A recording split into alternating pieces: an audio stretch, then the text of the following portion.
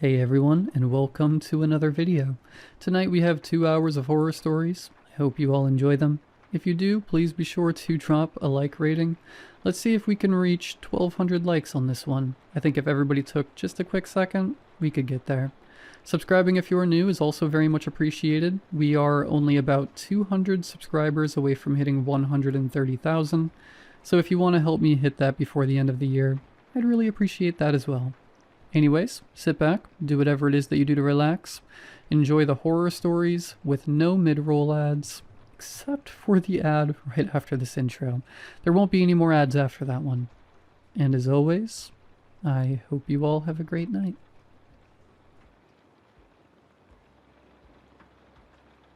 I worked at the post office 2 weeks ago. That's not a euphemism, and it's not meant to sound mysterious. I've been there since I was 21, sorting, scanning, moving things from one place to another so other people can forget about them. It's stable work, quiet work, the kind of job where nothing interesting is supposed to happen. Every year around mid-November, I get rotated into a seasonal role. Officially, I'm assigned to the no response division. Unofficially, I'm the person who sorts the letters addressed to Santa that will never receive an answer.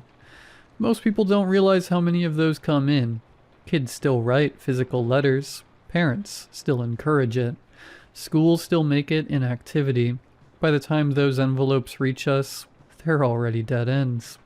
Addresses that don't exist, names that aren't real, return labels written in blocky pencil handwriting. The machinery flags them automatically. They get pulled before routing and dropped into our department. We don't respond to them. We don't forward them to charities. We don't read them in full. That last part is the rule. It's been a rule since the late 90s, according to my supervisor. Long before I started, long before she did. The explanation they gave during training is simple and rehearsed. Children sometimes write about personal matters in their letters, family issues, home situations. It's not our place to read private information that was not meant for us. So we skim. We confirm it's addressed to Santa, stamp it as no response, log it, and file it away. You're allowed to read the opening line, maybe two. You're not allowed to finish it, ever. People joke about it the first year. They think it's superstition, or some old HR leftover nobody bothered to remove. Somebody always asks what happens if you do finish one. The supervisor never answers directly. She just says it results in immediate termination. I believe that was all it meant for a long time. I stopped finding the rule funny 3 Christmases ago. That was when I learned what happens after termination. It's a tight-knit secret among the people who get roped into it, and you're only told after everyone thinks they won't say anything to anyone. They don't escort you out with security. They don't make a scene. You're just told to gather your things and leave the building. Your credentials are deactivated sometime later that day. Your access to internal systems disappears. To everyone else, it looks like you quit or got fired for something mundane. What happens next isn't in any handbook. It starts the same way every time. Within a day or two, the person mentions they feel watched. Maybe they laugh it off at first and blame stress. Then they describe something taller than it should be, standing too far away to make sense. A shape, a silhouette that doesn't move when they move. By the 4th or 5th day, they stop laughing. They all describe it the same way. A black figure, at least 12 feet tall, proportioned wrong, hands stretched to its shins, standing upright like it's pretending to be human. It wears a Santa hat, a real one, red, white trim, cheap felt. The hat never changes. It never falls. It never reacts to weather. It doesn't chase them. It doesn't speak. Every day it's a little closer. It can stand across the streets, at the end of a grocery aisle, on a sidewalk in full daylight. Other people walk through it like it isn't there. Nobody notices it. Nobody reacts. That's how they know it's meant only for them. The stalking lasts 12 days.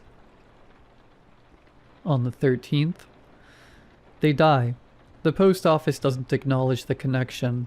Officially, those people suffer unrelated accidents or medical emergencies. Unofficially, nobody in no response breaks the rule anymore. Except I did, because some of the letters aren't normal. Every once in a while, rare but often enough that we dread it, you find a crumpled envelope sealed with red wax instead of glue. No postage, no return address, just a name written carefully in pencil, as if the writer didn't want to risk spelling it wrong. Those letters are the reason the rule exists. We're meant to set them aside in a locked drawer and alert supervision immediately. No logging, no scanning. They are taken at the end of the month. Every single one of them is addressed to Santa. I'd seen 11 in my entire career before last week. The 12th had my nephew's name on it. Same first name, same last name. Even the way the pencil curved on the first letter looked wrong in a familiar way. My brother has a 7-year-old son. He writes his name the same way on birthday cards. Too big at the front, trailing smaller letters like he gets tired halfway through. I didn't open it right away. I stood there for a long time, staring at the seal, telling myself coincidences happen and kids share names. I told myself that red wax meant nothing, that plenty of children have uncles who work at the post office. I used a sick day and left immediately and drove straight to my brother's house. He laughed when I told him the envelope, told me I was overthinking it, said his kid probably found his wax stamp he used for work, and wanted to be fancy. When I asked if his son had written a letter to Santa recently, his smile faded just a little. He said yes, but he didn't see anything alarming, just the usual stuff. Toys, candy, video games. He asked why I cared so much. I didn't have an answer that didn't sound insane. That night, I dreamed about the drawer at work. It was open, and the letter was gone. The next morning, I broke the rule. I told myself I'd only read enough to confirm it wasn't really his. I told myself I'd stop if it got personal. I told myself I wouldn't finish it. I was wrong. The letter was written in pencil, neat but deliberate. No spelling mistakes, no childish phrasing. It thanked Santa. It thanked him for the last gift, not for toys or games, but for a piece of candy that had made Mommy stop crying. It said Santa had been right, that doing the bad thing worked, and nobody knew. It promised that this time would be even better, that stealing wouldn't be enough, and hurting animals felt too small now that he understood what Santa really wanted. It listed sins like chores. It ended by asking what Santa wanted next, because Christmas was coming and he wanted to be a good boy. I don't remember putting the letter down. I only remember my supervisor standing behind me, telling me to hand over my badge. She didn't argue. She didn't yell. She looked tired, like she'd seen this exact situation before and hated it every time. She told me I was terminated for violating confidentiality policy, and that I needed to leave the building immediately. She didn't warn me about anything else. I didn't leave work right away. I sat in my car in the parking lot for almost an hour with the letter in my lap. I kept expecting someone to knock on the window and tell me this had gone far enough, that whatever point they were trying to make had landed, and I could come back inside. No one did. People clocked out as time went on, walked past my car without looking twice. I drove to my brother's house because there wasn't anywhere else it made sense to go. He answered the door with his son still awake behind him, cartoon voices echoing down the hallway. The normalcy of it made what I was holding feel obscene, like I'd brought something diseased into a clean room. I asked if we could talk privately. He hesitated, then stepped outside with me, shutting the door behind him. Why are you holding Lucas's letter? We were standing on the porch. The light above us flickered every few seconds. I hadn't noticed it doing that before. It came to my work, I said. I need you to read it. You open my kid's mail? Yes, but you'll understand when you open it. That made it worse somehow. He took the envelope from my hand and turned it over, frowning at the wax seal. What is this? Some kind of joke? Seriously, read it. He broke the seal with his thumb and started scanning the page. I watched his eyes move, line by line. When he stopped, he stared at the paper like he'd lost his place. This isn't funny, he said. I know. He folded the letter once. Did you write this? No. Did you put him up to this? No. You really expect me to believe this came from a real... He stopped himself, laughed once, sharp and humorless. You can't be serious, Matt. I got fired today. I wouldn't risk my job for something like this. That doesn't help. I tried not to read it. I wasn't supposed to. But when I saw his name... You're talking about rules again, he said. That stupid Santa rule you're always on about this time of year. It's not stupid, I said. It's a thing for a reason. So now my son is the reason? His voice was louder now. Behind him, the TV laughed on cue. You think my son is hurting people? No, I said quickly. I think someone is asking him to. He stared at me, waiting for a grin that didn't come. You're sick, man, he said finally after staring daggers at me. It's been happening to other people. Co-workers. Once you finish one of these letters I took... This is enough. You don't get to come into my house and say ridiculous stuff like this. Just listen to me. Just for once, can you... You need help, Matt? Seriously, you're crazy. There's a thing. My voice dropped without me meaning it to. It starts watching you. Tall. Wears a Santa hat. 12 days and then... Get out. Don't talk about my son like that. Don't talk to me unless you get your stuff together. I'm not talking about him, I said. I'm talking about what's coming. He opened the door behind him. Stay out of my house, and don't come back until you can admit you made this up. But Christmas. Don't, he said. Do not bring that BS into my home. I stepped back further onto the porch. He didn't hesitate before closing the door. The lock clicked. Behind the door, my nephew laughed at something on the TV. In the silence that followed, the flickering porch light finally went out. At the end of the street, something tall stood perfectly still, waiting. I left my brother's house, not taking my eyes off of it. When I got home, it stood across the street from my apartment, partially hidden by a lamppost that only reached its upper thigh. The Santa hat sat perfectly on its head, bright red against a body that swallowed light instead of reflecting it. I didn't see it move. I watched from my living room window until my eyes started to hurt, until my reflection layered itself over the dark glass and made me doubt the shape even existed. When I looked away and looked back again, it was still at the end of the street, standing just past the stop sign. Cars drove past it without slowing. Headlights cut through its legs and came out the other side unchanged. A woman jogged directly through the space it occupied. Earbuds in, breath fogging in the cold air. She never noticed the height of the thing she'd passed.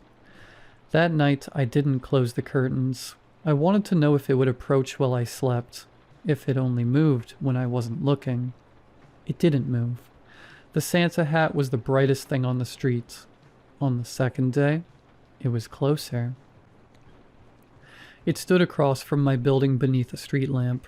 The light didn't reveal anything, only traced its outline like something pasted onto the world.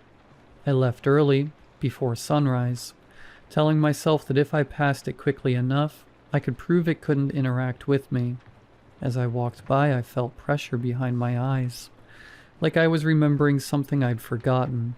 It lasted less than a second. When I turned, it was still behind me. That night, I dreamed of red wax softening in my hands. On the third day, it was in the parking lot. It stood between my car and the exit. I walked around it without stopping. I remember feeling angry more than afraid. Angry that it was allowed to exist like this, violating the basic rules of proximity and consequence. A man leaned against my car to tie his shoe. His shoulder passed through its leg without comment. For a moment, by habit, I drove toward the post office before remembering I no longer worked there. On the fourth day, it began appearing indoors.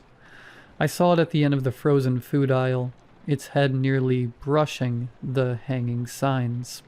People pushed carts through it. A child ran past me laughing when the cold air hit their face. I left my groceries and walked out. That night, Christmas music started to feel like a warning. On the fifth day, it followed me to my brother's street. It stood on the sidewalk in front of his porch, feet almost touching the step. I watched my brother walk through that space later, holding his son's hand. Not slowing, not noticing. The porch light turned on. The door closed. The thing didn't leave. On the sixth day, I stopped trying to explain. I called the non-emergency line, a therapist, anyone who might give this a shape that wasn't fatal. I talked about stress, unemployment, anxiety. Everyone heard exactly what they needed to hear. That night, it stood at the edge of my building's lot, closer than before. I closed the curtains for the first time and still woke up convinced something brushed the walls. On the seventh day, it was in the elevator to my apartment.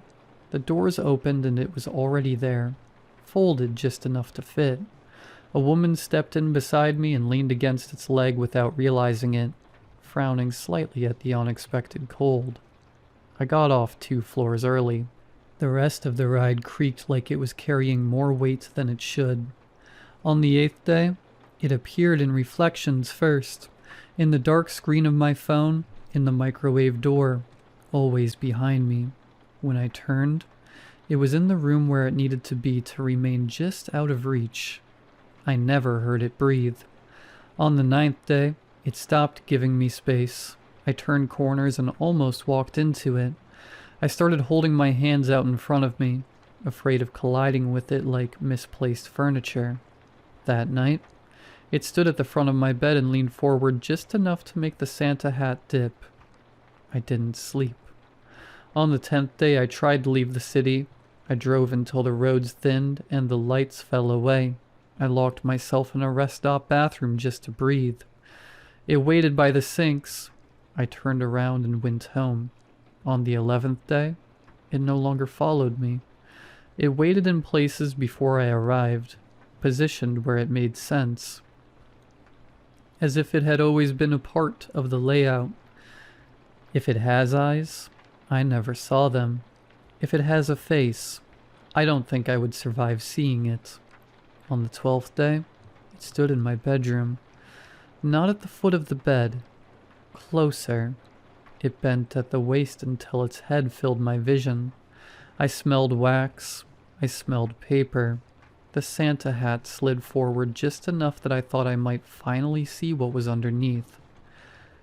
Then it folded itself back into the corner, impossibly small, and waited with me until morning. Tomorrow is the 13th day.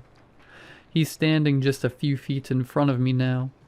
I'm going to die tomorrow night. I need help.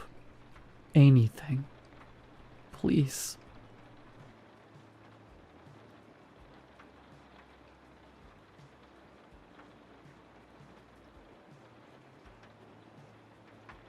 Most of the time when you hear about weird kids eating weird things, it's stuff like paste, not silica gel packets. But growing up, that's exactly what my childhood best friend Ellis would do each day. I still remember the day that we first met in grade 1. I was sitting out in the schoolyard during recess, on the one day that my mom forgot to pack me a snack. Ellis saw me without anything to eat and, without me even asking for anything, handed me a packet of salted pretzels.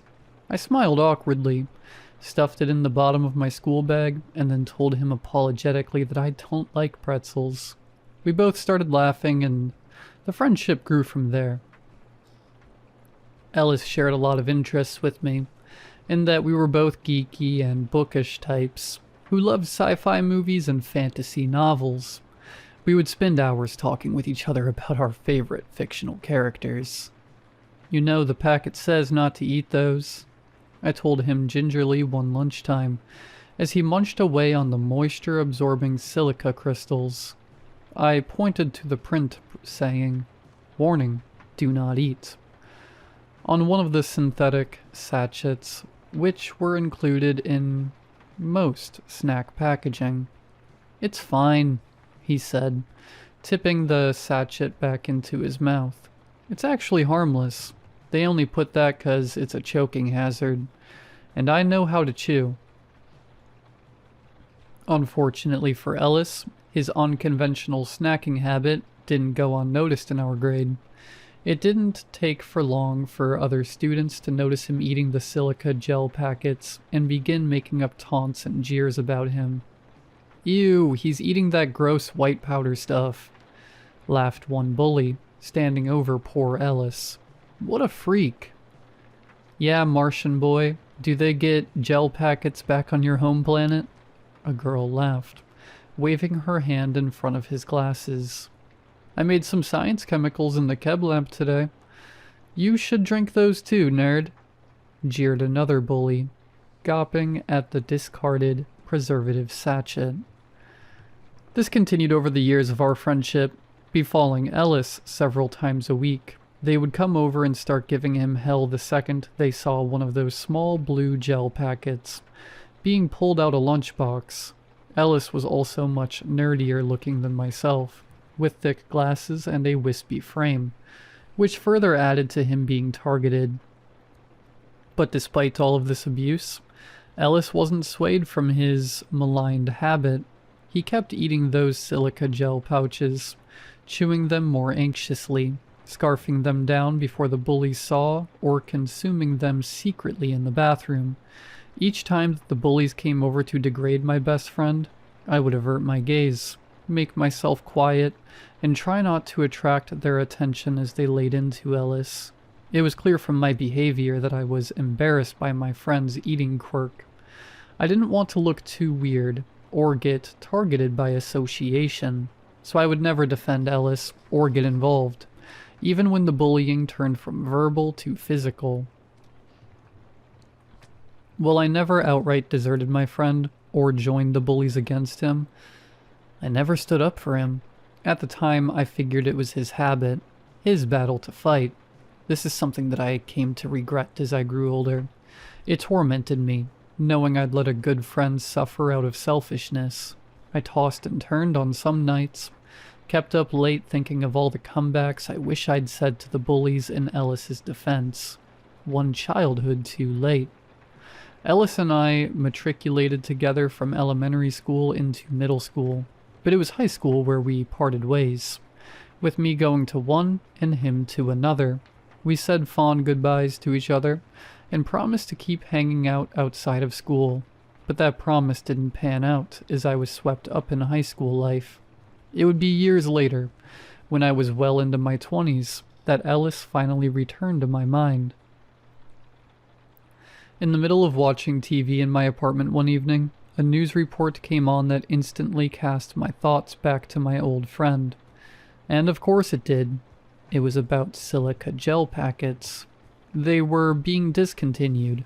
Specifically, the brand that had been in all our snacks and treats throughout our school days, which is why it was the only brand of silica that Ellis had eaten.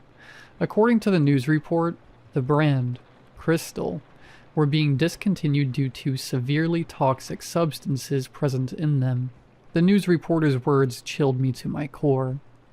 They're a simple part of food packaging designed to keep our food dry, but the question is, are they truly safe? Not those from this local producer of them. It is being alleged that Cristal silica gel packets were created with scientific waste products, which were not thoroughly understood by researchers at the time. Fortunately, food stored with the packets were protected from this substance by the plastic packaging. It is also not harmful in trace quantities. However, we urge anyone who has accidentally consumed this silica gel and is experiencing health issues to contact 9 News. Switching off the TV, my blood ran cold for Ellis. That surely didn't bode well for his health. That poor kid had eaten several of those sachets every day for his entire childhood. If they were worried about someone eating an odd packet here and there, what would all that do to him? After all, those sachets were allegedly made from discarded waste products, a byproduct of scientific studying crystallization. Apparently those crystals had vastly more absorbency than normal silica crystals, which is why the company used them to cut corners. But there had to be a trade-off somewhere. A terribly sad thought dawned on me as I wondered if my old friend was even still alive. He could have died from this poisoning during the 15 years since I'd seen him, and I'd have no idea. Pulling out my phone, I gave him a quick search on Facebook, and there was his profile. Well populated with few friends, his page looked like it had at least some activity until earlier this year. The most ominous thing, though, is that there were no profile pictures of him on the page. Instead, he just used various fictional characters' pictures. His current profile picture, a picture of the Wampa ice monster from Star Wars, and he'd updated that just a few weeks ago. Well, at least his love for geeky movies hasn't changed. I went to bed that night reassuring myself that my old friend was probably fine, and that if he was dead, he wouldn't be updating anything on Facebook. I still couldn't bring myself to reach out to him, but was content knowing he was likely fine. Still, those same nightmares of regret over failing to stick up for him returned to me that night. I saw those same bullies, and was silent as they ripped into him over his habit, one which I know may have cost him his health. However, my torment wouldn't stay confined to nightmares for long. The following Monday, I was leaving my office and getting in my car. Just when I was about to shut my door, I caught a glimpse of something over by a pillar in the car park. Something shiny and jagged, like crystals, like an entire body of crystals. I spun my head around to get a closer look, but it had already ducked back behind the pillar. Right then probably would have been the best time for me to investigate what I saw, but instead I dismissed the strange sight as a passerby's reflection in a chrome car, and pulled out of the parking lot. I didn't see the crystal creature in my workplace parking lot again, but this didn't bring me comfort because, instead, I now started seeing it on my various car rides back home.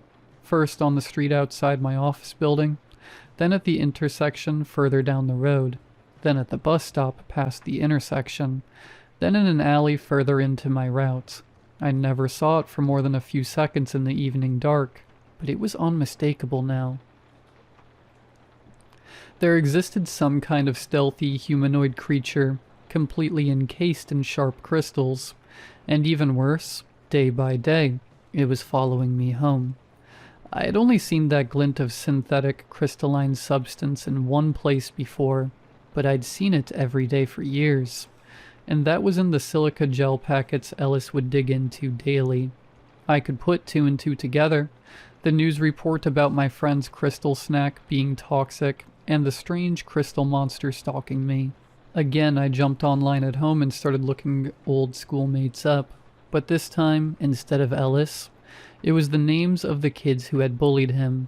Their little gang had been made up of about 5 people, and it only now occurred to me that I hadn't heard anything concerning them for years. Searching each of their names, I was shocked to see obituaries. Roy, the leader, had been butchered in his sleep in an unsolved home invasion. Shauna, another of the crew, had suffered a similar fate, having her body ripped apart by an intruder while her family slept. One by one, I learned of each of the animalistic and brutal killings, with descriptions of the former bullies having their flesh pierced and shredded. Found on each of the bodies and in their wounds was a crystal substance. Authorities suspected it was a drug of some kind used by a junkie assailant. I knew instead that it had come from the jagged limbs of the killer itself. I also now knew one more thing, that the creature that had done these killings, my old buddy, had one final target it was coming to kill. He wanted revenge against me for not standing up for him. Helplessness could have consumed me at that moment, but I fought to keep myself rational and calm. Ellis had only killed its targets while they were in bed sleeping, I recalled. It had likely needed to catch them unaware, because it was too physically fragile to kill them otherwise. If Ellis came anywhere near me while I was awake, I would have the power to injure or, if need be, kill him. It hurt me to think about my old pal like that, but I wasn't going to let him savage me while I slept, interrupt my guilty nightmares about him with a real one. That night, I reinforced the door to my apartment with multiple locks and a security alarm. I also made the doorman aware of a deformed intruder, which may attempt to force its way up to my apartment, leaving out the part about being a literal crystal monster, of course. Finally, I left a baseball bat near my bedside table. One hit from that would turn my vengeful, monster-fied friend into a pile of glass. I don't know how I managed to doze off that night, knowing what lay outside coming to kill me, but I somehow did, revisiting my standard, regretful dreams. This time I was one of the bullies, joining in on insulting Ellis. In his eyes, I might as well have been. Suddenly I was startled awake by the sound of a cupboard door slamming. It was my closet door. I looked up, eyes groggy in the lamplight, and finally saw him up close. Ellis. The creature was horrific, composed of flesh warped into numerous white crystal shards, jutting from his body at all angles, as if he'd been frozen in ice stalactites. But these would never melt off. Underneath the translucent white, I saw nothing of his long, encased original body. As it approached my bed, I tried to put my plan into action, but my bat was only knocked to the ground by my shaking hand. Rolling underneath the bed, transfixed and defenseless, I waited for Ellis to give me what I perhaps deserved. "I'm sorry, buddy," I said resolutely. "I'm sorry for what happened to you, and sorry for not protecting you when you needed it." The crystal creature barely registered my words, instead reaching underneath the bed. Was he going to bludgeon me with my own bat? To my confusion, the shifting mass of crystal stood up, not with my bat, but with my old school bag from elementary. I'd held on to that for years out of sentimentality. Realization began to dawn on me as its jagged hand rummaged in the bag before pulling out a very old packet of pretzels. Those sharp hands tore the packet apart with ease, scattering pretzels on the ground, and plucked it out. The last, Christelle's silica gel packet in existence. I watched with awe as it shoved the sachet's contents into its mouth, like Ellis had every recess, and munched it with crystal shard teeth. This entire time, it had wanted that discontinued silica sachet, not to violently kill me like Ellis bullies. He'd never considered me one of them after all. With his one purpose sated, this unearthly being my friend had mutated into shambled backwards. Then, very suddenly, it dove out of the open bedroom window it had entered through. A second later, the sound of shattering glass echoed from the ground. All that was left of him below was a mass of crystal shards and flesh chunks. I went back to sleep that night and slept well for the first time in a long time. Safe. And forgiven.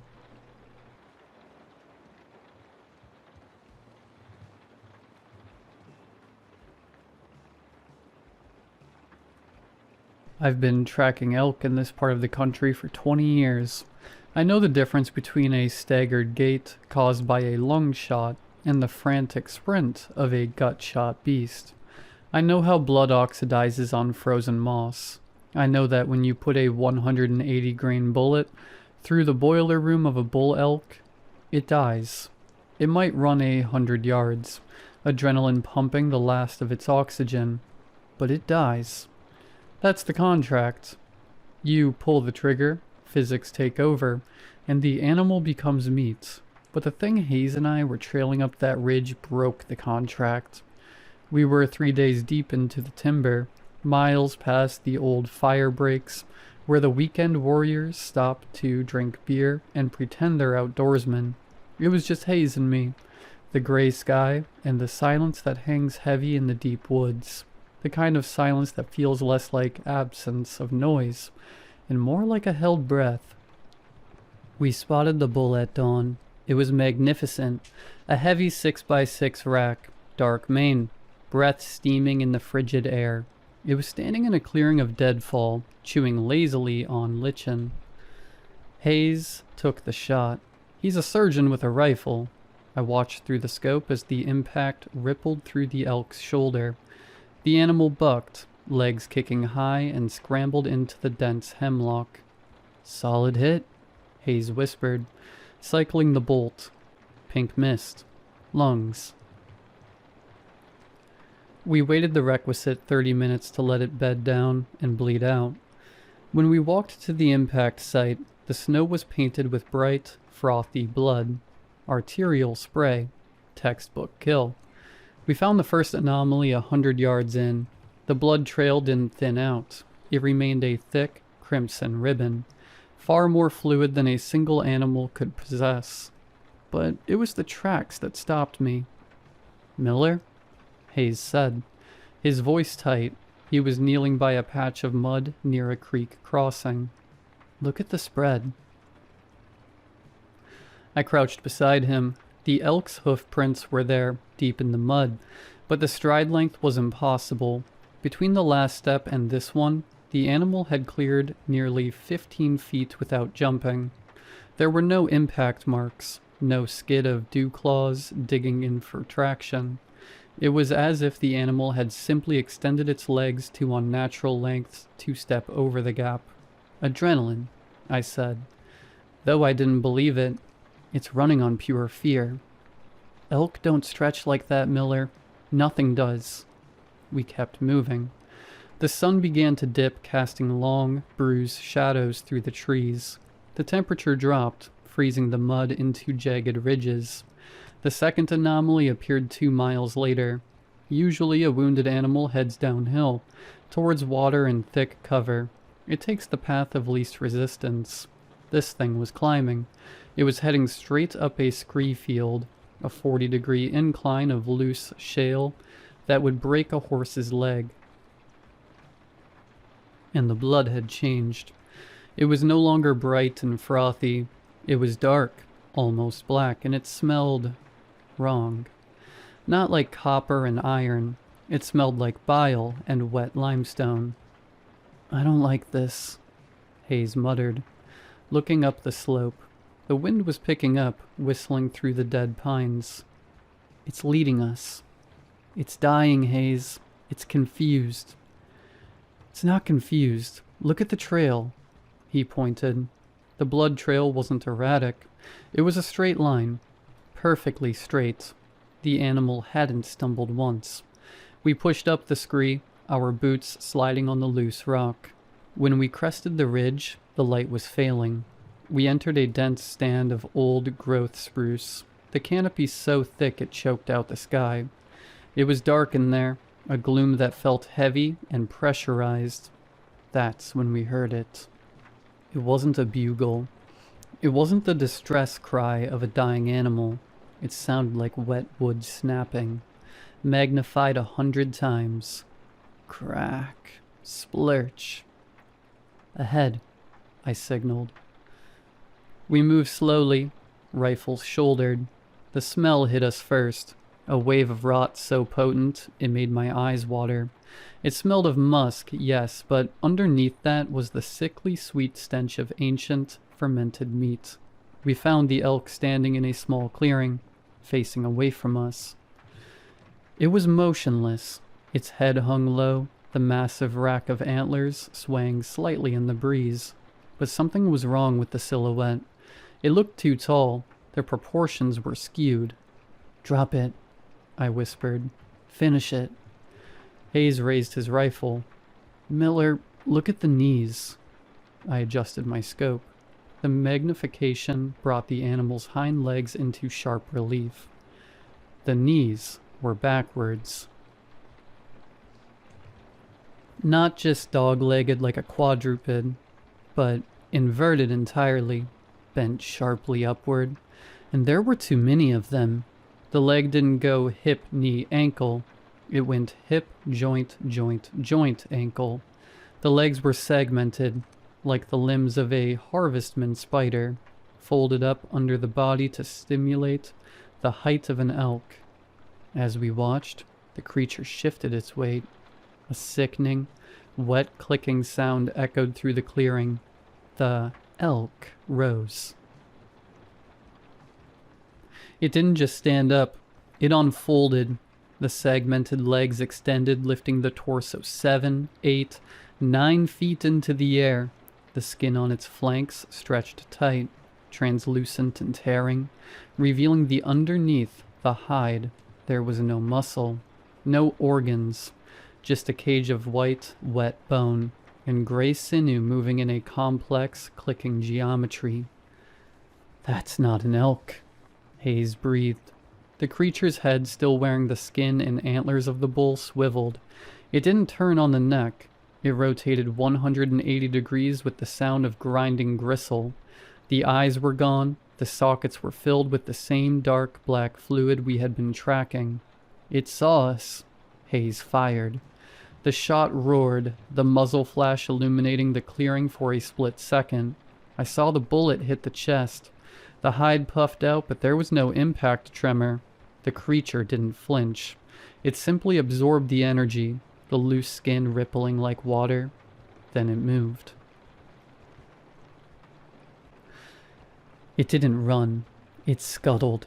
The multi-jointed legs moved with a horrific, frenetic speed, tearing up the earth. It closed the 40 yards between us in seconds, moving in a low, zigzagging blur that the eye couldn't track. "Run!" I screamed, backing up and firing blindly. Hayes didn't run. He froze. It's a reaction I've seen in greenhorns, but never in a veteran. His brain simply couldn't process the biology coming at him. He stood there, rifle half raised, mouth open. The creature didn't bite him. It didn't gore him. It collided with him. The long, spider-like legs wrapped around Hayes, not crushing him, but pinning him. The creature's torso collapsed onto him, the elk skin draping over him like a wet blanket. I heard Hayes scream, a sound that quickly turned into a wet gurgle. I turned and ran. I ran with the reckless abandon of prey, tearing through brambles that sliced my face, stumbling over roots, sliding down the scree field we had climbed an hour ago. Behind me, the forest was filled with sounds that will never leave me. It wasn't the sound of eating, it was the sound of rearrangement. The wet snapping of bone, the popping of cartilage being forced into new angles, and underneath it all, a low chittering sound, like 1,000 insects vibrating in a hollow log. I made it to the tree line of the valley floor and collapsed, my lungs burning, my ankle twisted. I lay there in the dark, rifle pointed back at the ridge, shivering so hard the barrel rattled against my teeth. I waited for it to come for me. I waited for the clicking joints, the smell of rot. But it didn't come. Instead, silence reclaimed the woods. A heavy, absolute silence. Then, from high up on the ridge, I heard a bugle. It started as a normal elk call, a high-pitched whistle rising to a scream, but halfway through the timbre changed. The pitch dropped, gargling and warping. It shifted into a human voice, distorted and stretched, screaming a single, elongated syllable that echoed off the canyon walls. Miller. It was Hayes' voice, but it sounded like he was being pushed through a throat made of PVC pipe and gravel. Then, silence again. I didn't sleep. I didn't move until the sun came up. I hiked out, 18 miles without stopping, without looking back. I left my gear, my pack, everything but the rifle. I reported it as a bear attack. I told the sheriff we got separated and I heard a commotion. They did a search. They found Hayes' rifle. They found his boots, laced tight, still standing upright in the mud. But they didn't find Hayes, or rather, they didn't find a body. They found tracks. The search and rescue lead, a guy I've known for years, pulled me aside at the trailhead a week later. He looked pale, shaken. He told me they found elk tracks leading away from the site where they found the boots. But they were wrong, Miller, he whispered, looking over his shoulder. The tracks, the stride was huge, 20 feet between steps, and the weight, the depth of the prints suggested the animal weighed 2,000 pounds. He paused, swallowing hard. And Miller? The tracks, only 2 of them were hooves. The other 2? The rear ones. He didn't have to say it. I knew. They looked like hands, he whispered. Big, splayed hands pressing into the mud. I stopped hunting. I sold my guns. I moved to the city where the only sounds are sirens and the traffic. But sometimes, when the wind blows right, coming off the mountains in the west, I can hear it. I can hear the clicking. And I know that somewhere up on that ridge, there is a stag with too many joints, walking through the timber on legs that shouldn't exist. And woven into that cage of bone and rot, there is a part of it that remembers my name.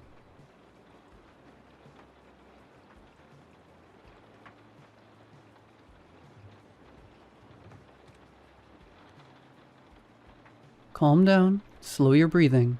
You need to slow down and think. My panic subsided. The sound of my heart pounding in my ears dissipated as my body focused. My ragged breathing became calm and measured. The gentle lull of the water's currents flowed past as the muffled silence of the sea closed in around me. My air tank read just under 10% left. Damn, I'd been sucking air like I was running a marathon. My left hand gripped the anchor line, leading back to the inflatable dinghy waiting on the surface. Down below, the prow of the ancient shipwreck stared up at me, partially obscured in the shadows of the bottom of the sea. 50 feet to the surface. 50 feet to escape. I checked my watch. 40 more seconds until the decompression break is over. 40 seconds until I can resume my slow ascent. I tried to ignore the shadow bobbing on the surface next to the dinghy, a humanoid shape resting at the surface of the ocean. Mark isn't moving anymore. He stopped a few minutes ago. I catch a sob in my throat, and my eyes sting in my goggles as tears threaten to break free. Stavros' directions repeated in my head. I can almost see him standing in front of Mark and I in the resort villa. Sounds of splashing and laughter drifted in from the pool as we were briefed on today's dive. Now listen up, the bends are no joke. Under no circumstances do you ascend at any rate faster than 30 feet per minute. On this dive you especially need to be careful. With how long we'll be down there, we'll need to take decompression breaks. Our bodies need time to adjust and off-gas the extra nitrogen. I can feel Mark's hand around my waist tighten, his eyes alight with anticipation. My heart skips a beat. I'll never see those eyes again. This was supposed to be the start of our life together, the start of our great adventure, our honeymoon. Scuba diving in Greece with our own personal guide was a dream for us. Years of pinched pennies. Over time and the generosity of family helped us make this dream come true. After a backyard wedding, We packed our bags and hit the airport, excited for the adventure awaiting us. 8 days and 4 dives later, we were 1 away from our advanced diving certification. This morning was our 5th and final dive, the grand finale, as Stavros dubbed it, an unexplored shipwreck 110 feet down.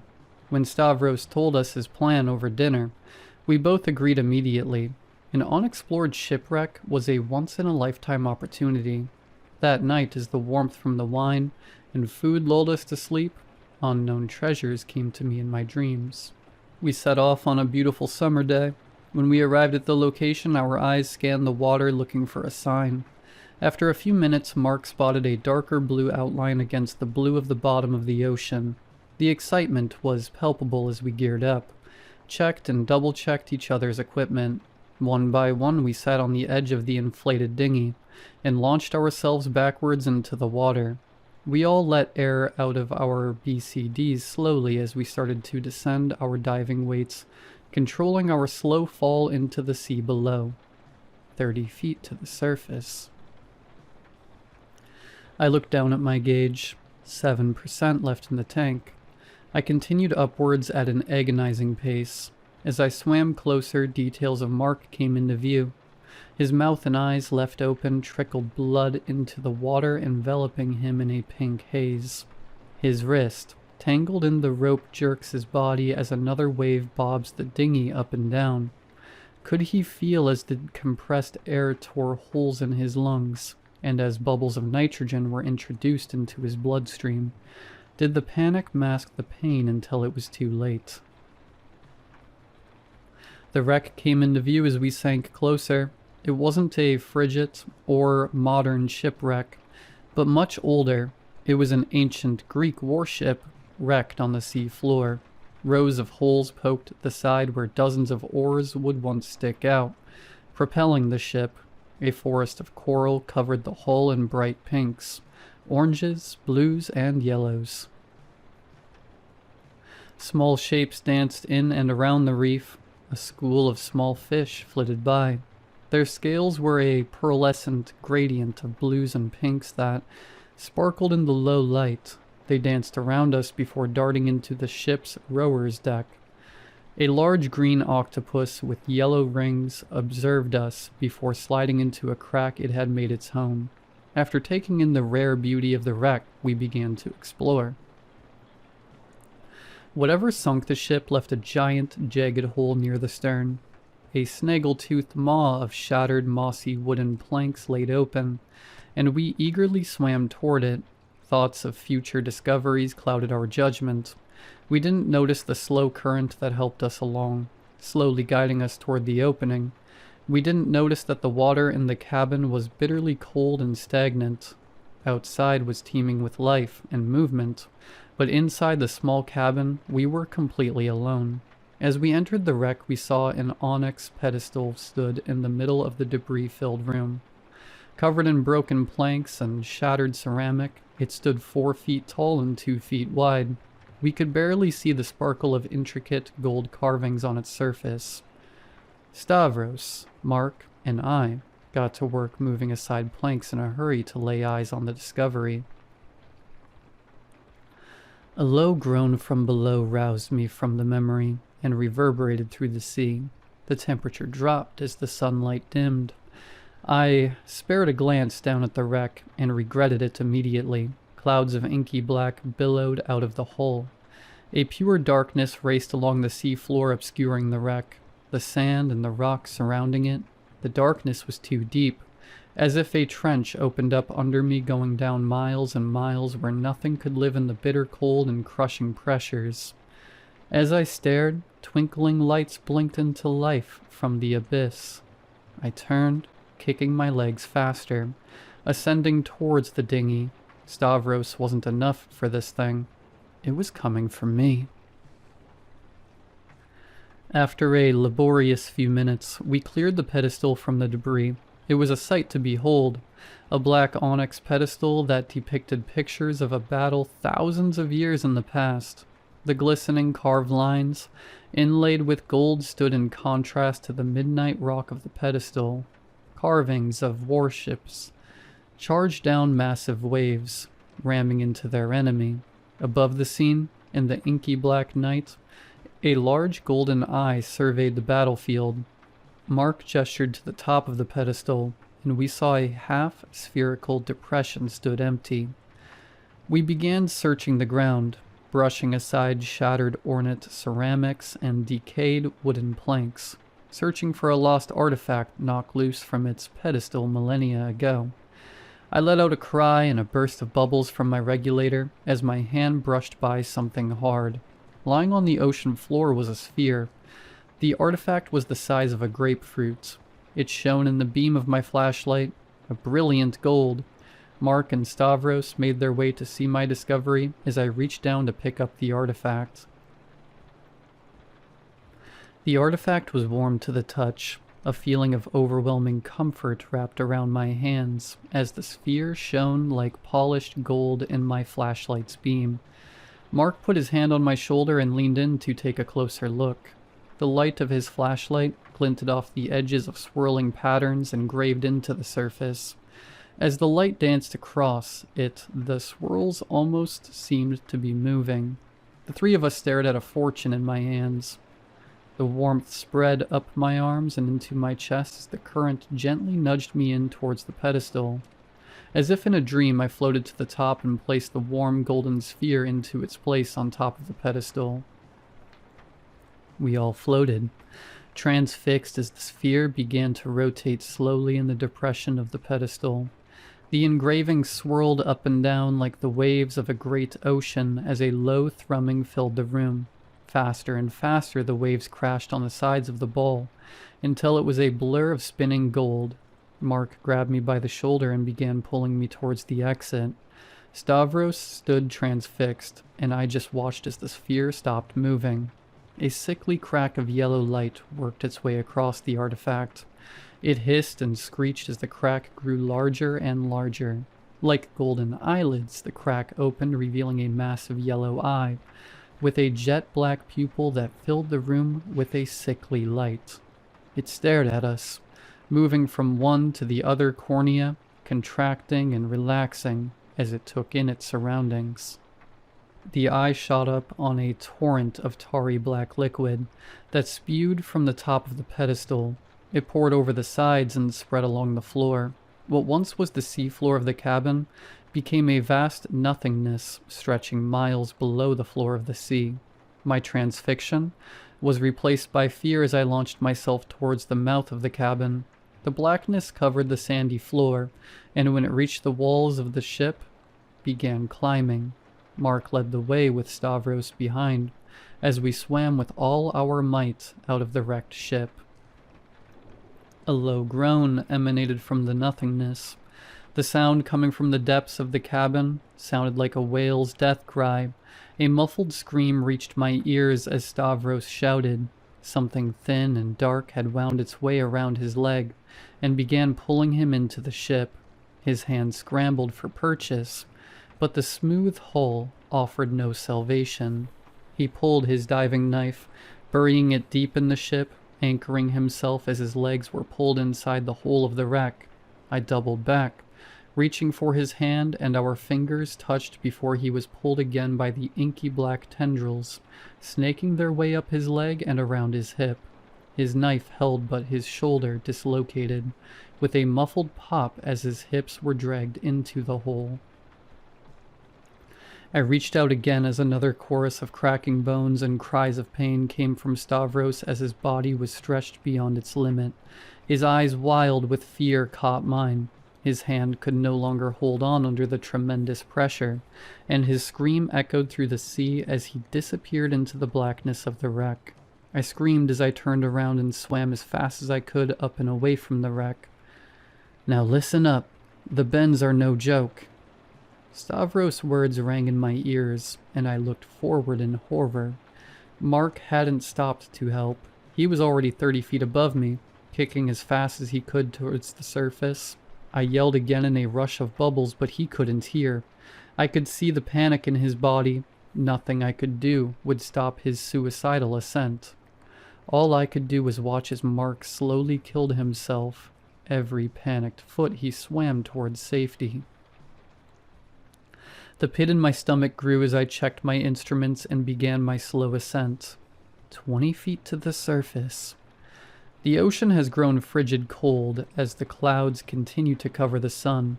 The waves tossed Mark's body and the boat back and forth. Below me the darkness had spread. It continued to reach up, getting ever closer toward me. I kicked my feet furiously, ascending as fast as possible. 10 feet to the surface. I could feel the gaze as the yellow eye stared into my back. I saw its sickly light reflecting off my instruments. I felt a swish below me as something grazed my flipper. I have no time to look back. 5 feet to the surface. Something tangled itself around my left flipper and pulled down hard. I kicked back, and the flipper was yanked free. Ice crystallized in my mask, and my joints screamed out in pain as my body reacted to my fast ascent. Mark's body and the dinghy were almost within reach. Then I was face to face with Mark. His eyes, gray and lifeless, stared deep into mine, the same eyes that teared up on our wedding day as I walked down the aisle. The eyes I was going to grow old with. "I'm sorry." I climbed, hand over hand, using Mark's scuba equipment as a handhold. The wind whipped sea spray into my face as my body tumbled into the inflatable dinghy. I was in the middle of a storm. The boat was rocked by waves as I stumbled to the outboard engine. Through sea spray and rocking waves, I pulled the starter cord. I thanked Stavros for taking care of his equipment as the engine sputtered to life. I pulled the throttle hard. The boat accelerated forward before it whipped around, anchored by the line tethered to the front of the ship. I was thrown to the floor of the dinghy and scrambled my way to the bow where the anchor line was tied. I reached for the diving knife at my hip and began hacking at the cord as something pulled from below. Black tendrils snaked their way up Mark's body, pulling him deeper. As he was dragged down, the front of the boat dipped below the waves taking on water. His hand, wound around the anchor cord, pulled us below the waves. I took a breath as the icy water engulfed the dinghy, as the front was submerged.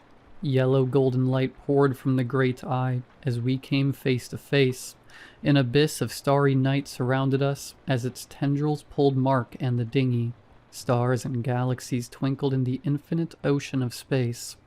The great eye studied me, an iris miles across growing and shrinking in a brilliant yellow cornea contracted. It was the finite and the infinite, floating in deep black space.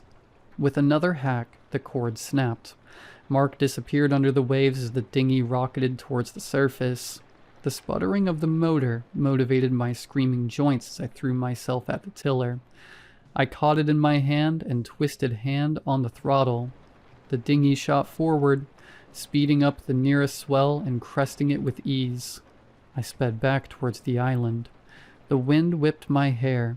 Tears stung my cheeks as I let out a muffled sob. The clouds above grew more and more sparse. The sun began to peek through, and the waves settled. I left the storm behind as I skipped across the water. I came to, in a hospital bed a week later. My mother held my hand as my eyes flitted open. For the next few days I underwent tests and took questions from the police. I told as much as I could and they let me go. I feel empty, drifting through the days. Through work, friends, and life, I am a shadow of my former self. I lay in bed tossing and turning, anxious for sleep. When I finally drift off, the great eye calls to me from another place. It thanks me with warm, comforting dreams. I long for the peace it promises me, a future holding hands with Mark as we drift from star to star, exploring a new galaxy all to our own, a future without pain or worry. In my dreams I feel whole, deep below the waves in the embrace of its infinite gaze.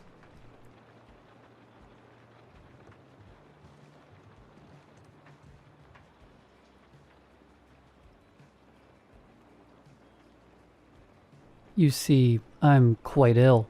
So ill that my husband has hired an entire staff to tend to me in the house, because there is so much I cannot do anymore. Every morning, one of my attendants wakes me up and brings me my breakfast and my medication. So many pills that I have to take. But they do seem to help. Sometimes I can sit up in my bed and feed myself, though my hands shake terribly and my muscles are so stiff. Other times, my attendant must sit with me and feed me like I am an infant. It used to be embarrassing when I first started needing so much extra help, but I have become accustomed to it. I'm grateful for my attendants and everything they do for me. After breakfast, the children usually come visit me in my room, my beautiful angels, all with their halos of golden curls and their sparkling blue eyes. They run about the room, laughing and playing chase, jumping on my bed and leaping to the floor. I never caution them or tell them to stop, because it warms my heart to see them having so much fun. I have 3 babies, and they will always be my babies, no matter how much time passes. My oldest, Jocelyn, is 8. She is starting to look so much like me, I think, with her sharp, pointed nose and her delicate brows, always furrowed in thought. Her cheeks are starting to lose the chubbiness of childhood, and my heart aches to see her growing up so fast. Simon is my middle child, and my only boy. And what a boy he is! Wild, unbothered by the rules my husband and I tried to enforce so many times over the years. He has my full, pouty lips, and I can tell that when he is older, he will have his father's strong brow and jawline, and he's only 6 years old. He looks to me like a Greek carving out of marble, with the hard lines of his bone structure that are still so softened by the babyishness of his features. But even he looks so grown up to me now. My youngest is Evelyn, and she's only 3. She has such a sweet, cherubic little face, with her impossibly long eyelashes and her rosy, chubby cheeks. She cannot run as fast or jump as high as her siblings, but she tags along as quickly as her little legs will carry her. She still cuddles with me the most, curling up next to me in my arms when I take my naps before lunch. The sweet smell of her hair fills my nose and sends me off to sleep so peacefully. When the children aren't tearing around my room like whirling dervishes, they often go out to play in the garden. Jocelyn and Simon are always so gentle with Evelyn and always make sure to wait for her to catch up. I'm so lucky to have such sweet babies who love each other so much. I used to be able to join them in the garden before I got sick, and sometimes it makes me sad that I'm stuck inside, in my room. I have a rotating cast of attendants who stay with me each day, understandably so, since I imagine that they all have families to get home to once their shifts caring for me are done. My husband has insisted I have care around the clock, so I have 3 different attendants each day for each shift: morning, evening, and overnight. My attendants help me shower every morning and help me get dressed each day. It means so much to be able to wear clean, fresh clothes every day, and not rot away in bed wearing the same gown for days on end. Tiffany, who is one of my favorites, will brush out my long hair and do it up in a lovely French braid for me. I only see her twice a week, though, and the other attendants don't seem to want to bother with my hair. It can become quite tangled by the time Tiffany comes again, and she will spend so much time patiently and gently teasing the knots from my hair. Sometimes she'll murmur as she combs and braids, "Miss Margaret, where are those beautiful babies of yours?" I always tell her they must be elsewhere in the house, perhaps playing with their dollhouse or sprawled in the playroom reading books. Tiffany always clicks her tongue and doesn't say anything to that. Of course, in addition to my attendants, I have my doctors.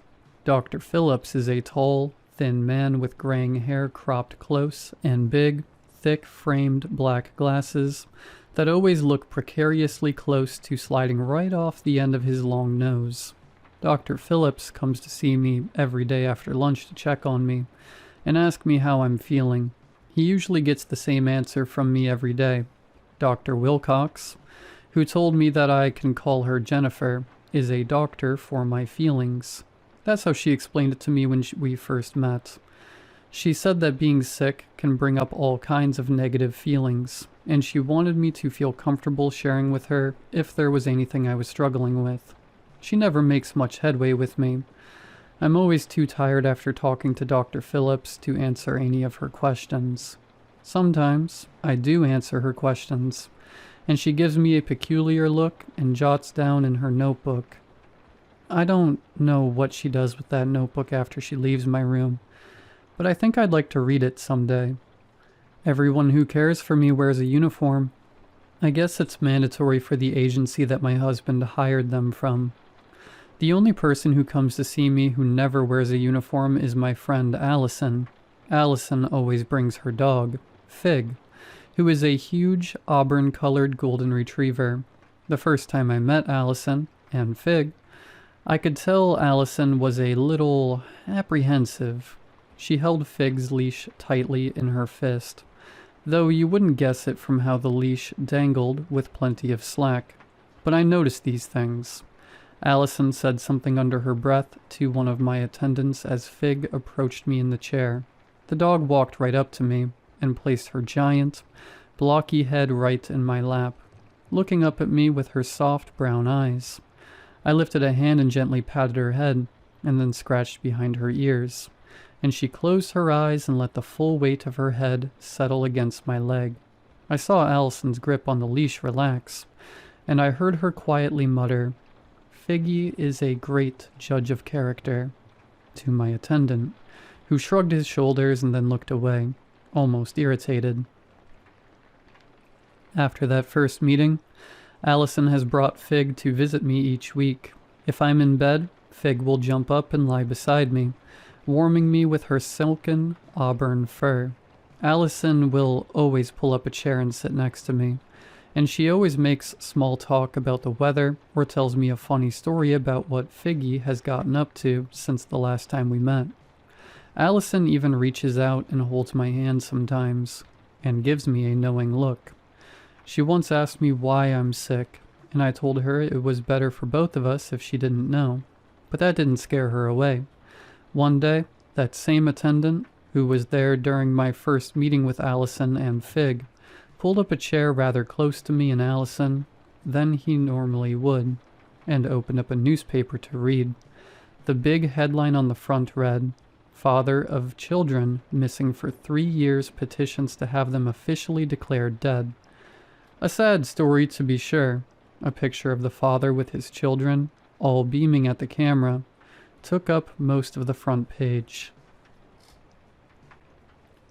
My husband has to travel so much for work that he is rarely able to visit with me.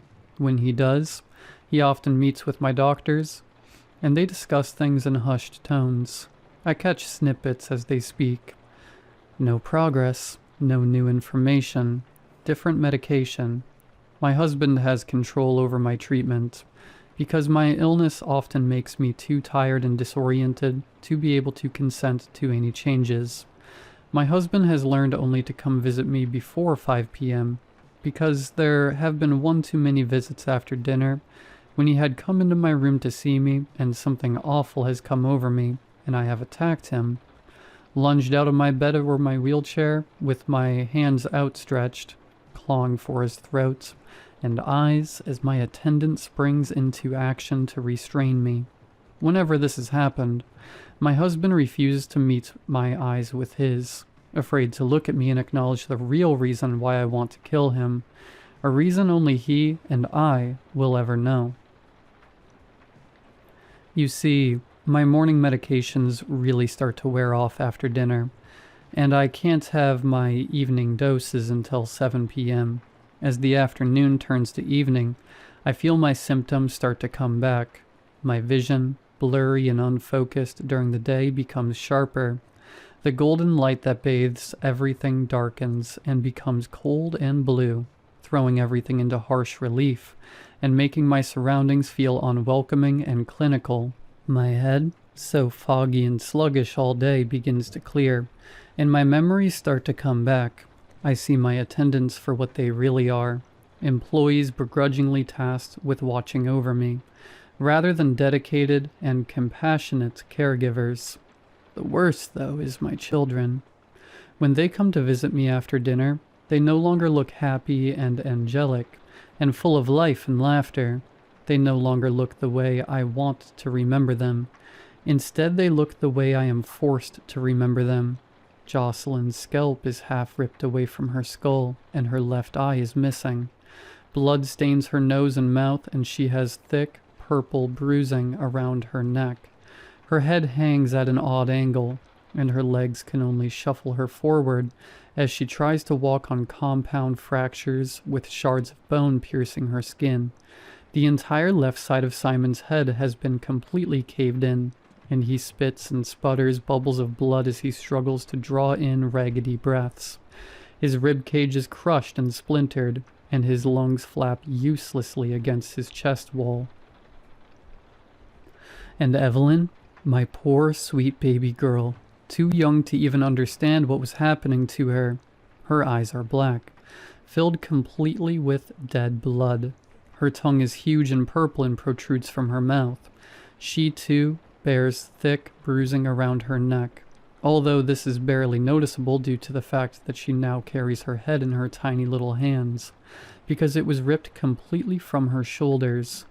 They all come to me and stare at me, crying. "Why, Mama?"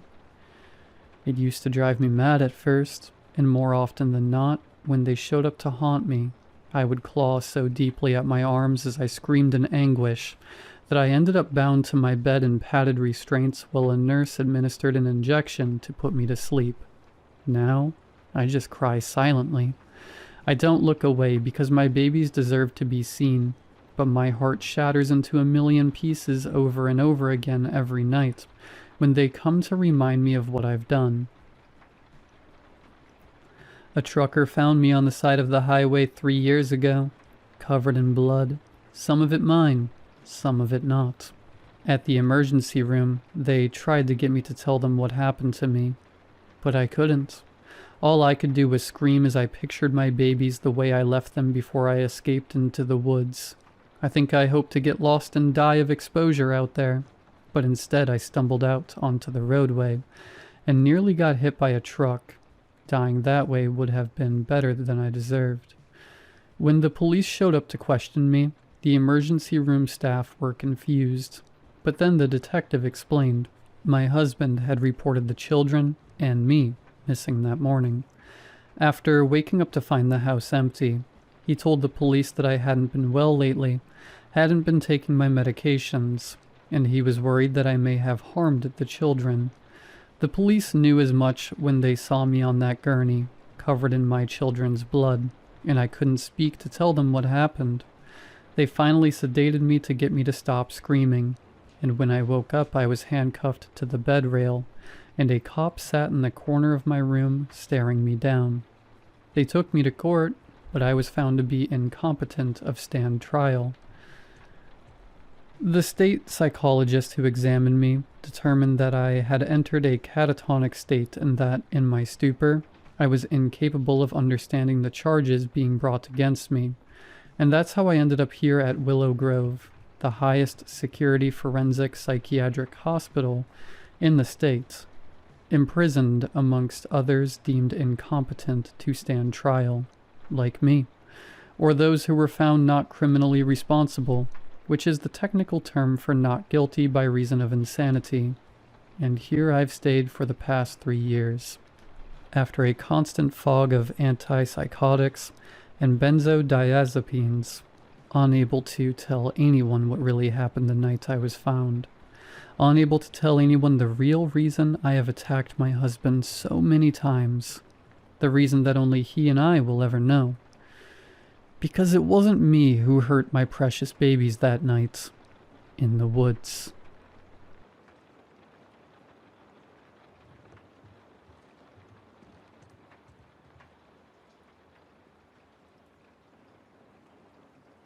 I had always dealt with sleep apnea ever since I was a child. My father had the same condition, so my parents didn't care that we were both choking in our sleep. When I started sleeping in the same bed with my wife, she did not find the way I sleep charming and had me go to the doctor. That's when I started going on the CPAP machine. I always had disconcerting dreams as a kid. It was always a gamble of either eerily peaceful landscapes to horrifying torture scenes. From being in a forested meadow, watching a girl galloping through it as a half-deer centaur, to watching a man get slowly chewed and nipped by thousands of rats in a room made of hardened, scarred flesh. I was never the one experiencing it.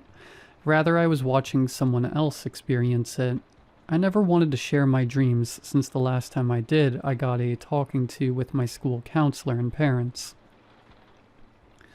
When I went on the CPAP machine, my dreams changed. I was no longer suddenly appearing in a place, rather I was floating in space.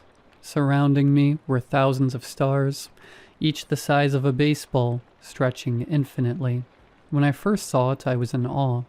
I urged myself forward and swam through the sea of stars, and then I accidentally hit one of them. The star grew until it fully encompassed me. I landed on the ground and ended up in a field of sunflowers, tall enough where the heads reached my shoulders. As I wandered around, I found a clearing with a woman laying down on a soft futon.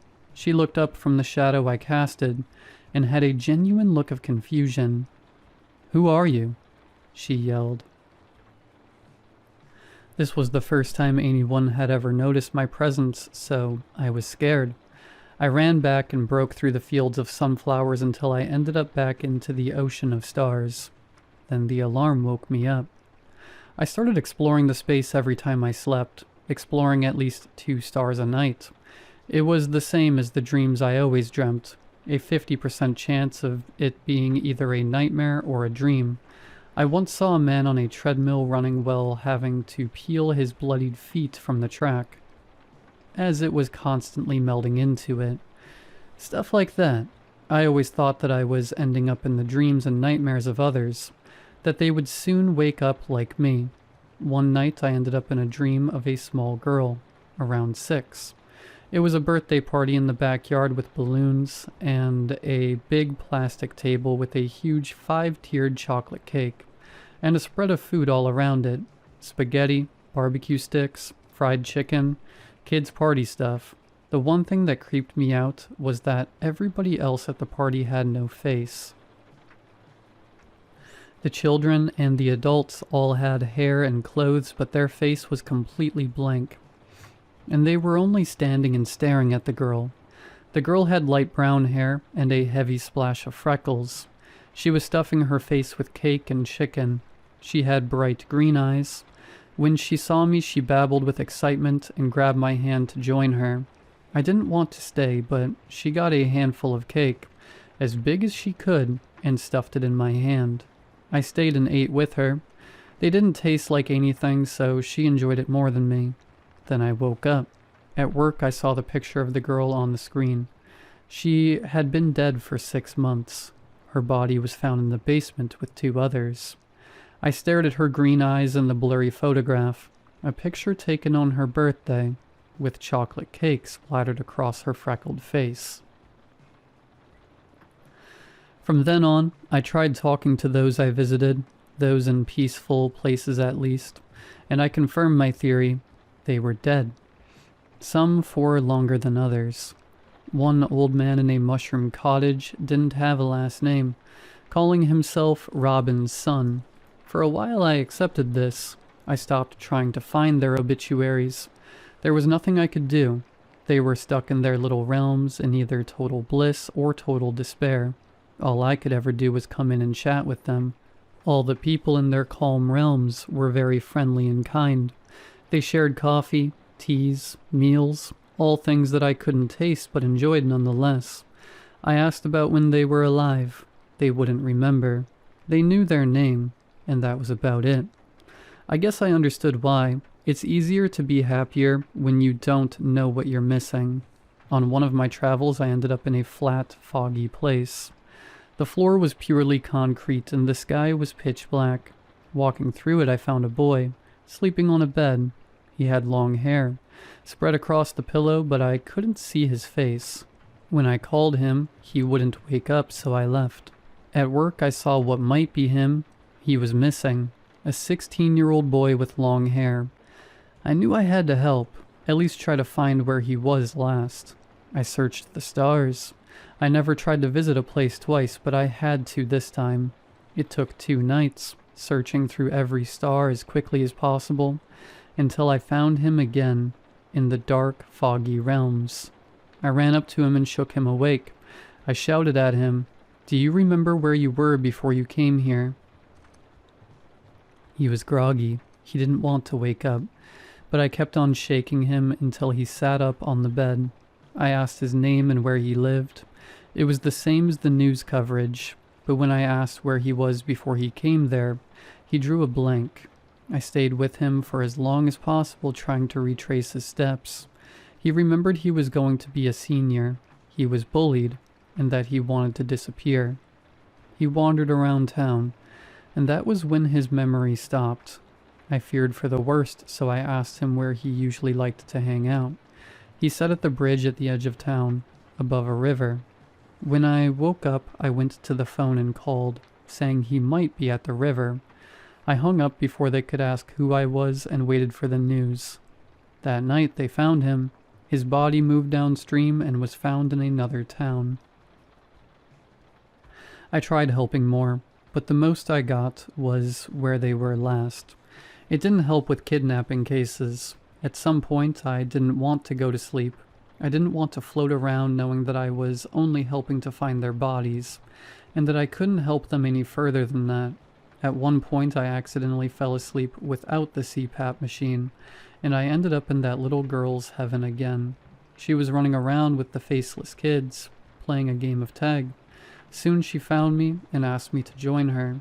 We played around for a while, eating barbecue and fried chicken, till I woke up again.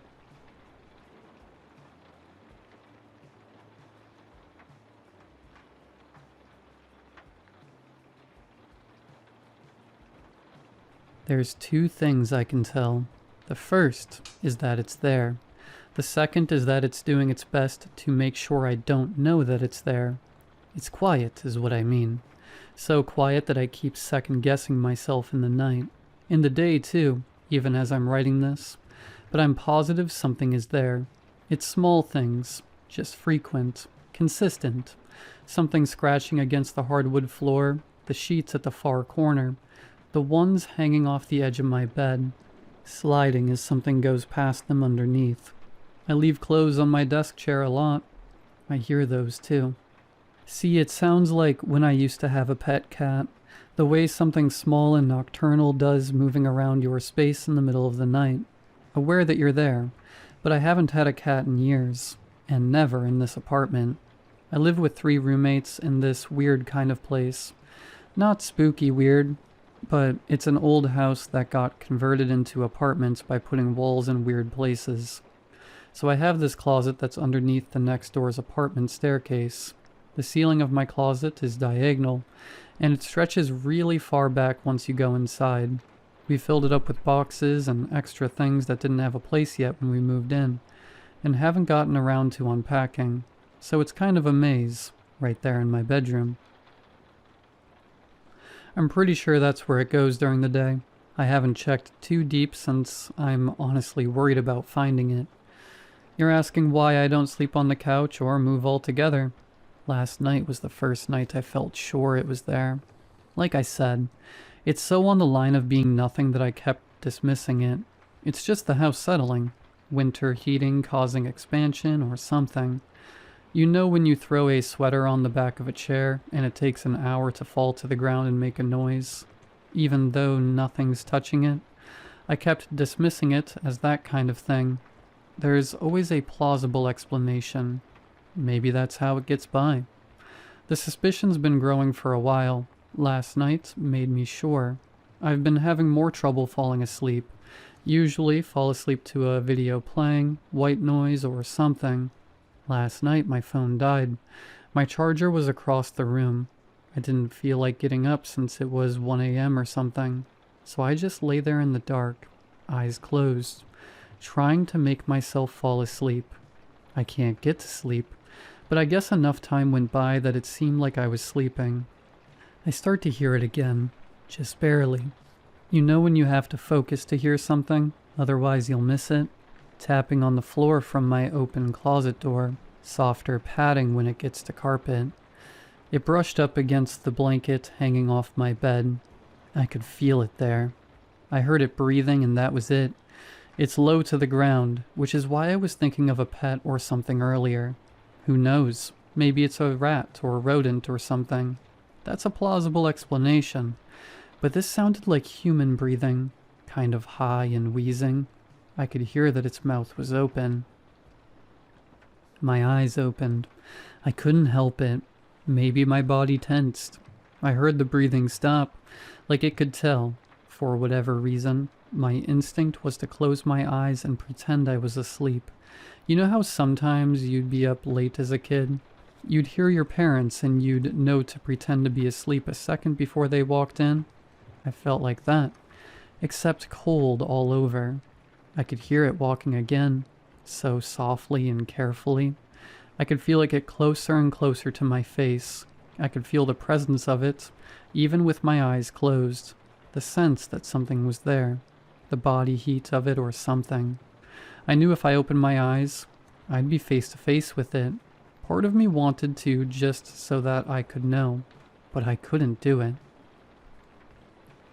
The worst part was that it just stayed there, that close to me, unmoving, but breathing quietly. It didn't do anything, didn't touch me, didn't go anywhere else, but just stayed there for hours. And I mean hours. I didn't sleep the whole night. At some point, I felt it leave, and minutes later, I felt sunlight hitting my closed eyes. It was dawn, 7 in the morning. That was this morning. It's almost night again. I don't know what I'm going to do. I can't sleep here tonight, but I don't want to leave it alone with the people I live with, and I know I'm going to sound crazy if I try to explain what I experienced. But I know what I know. I know that it's there.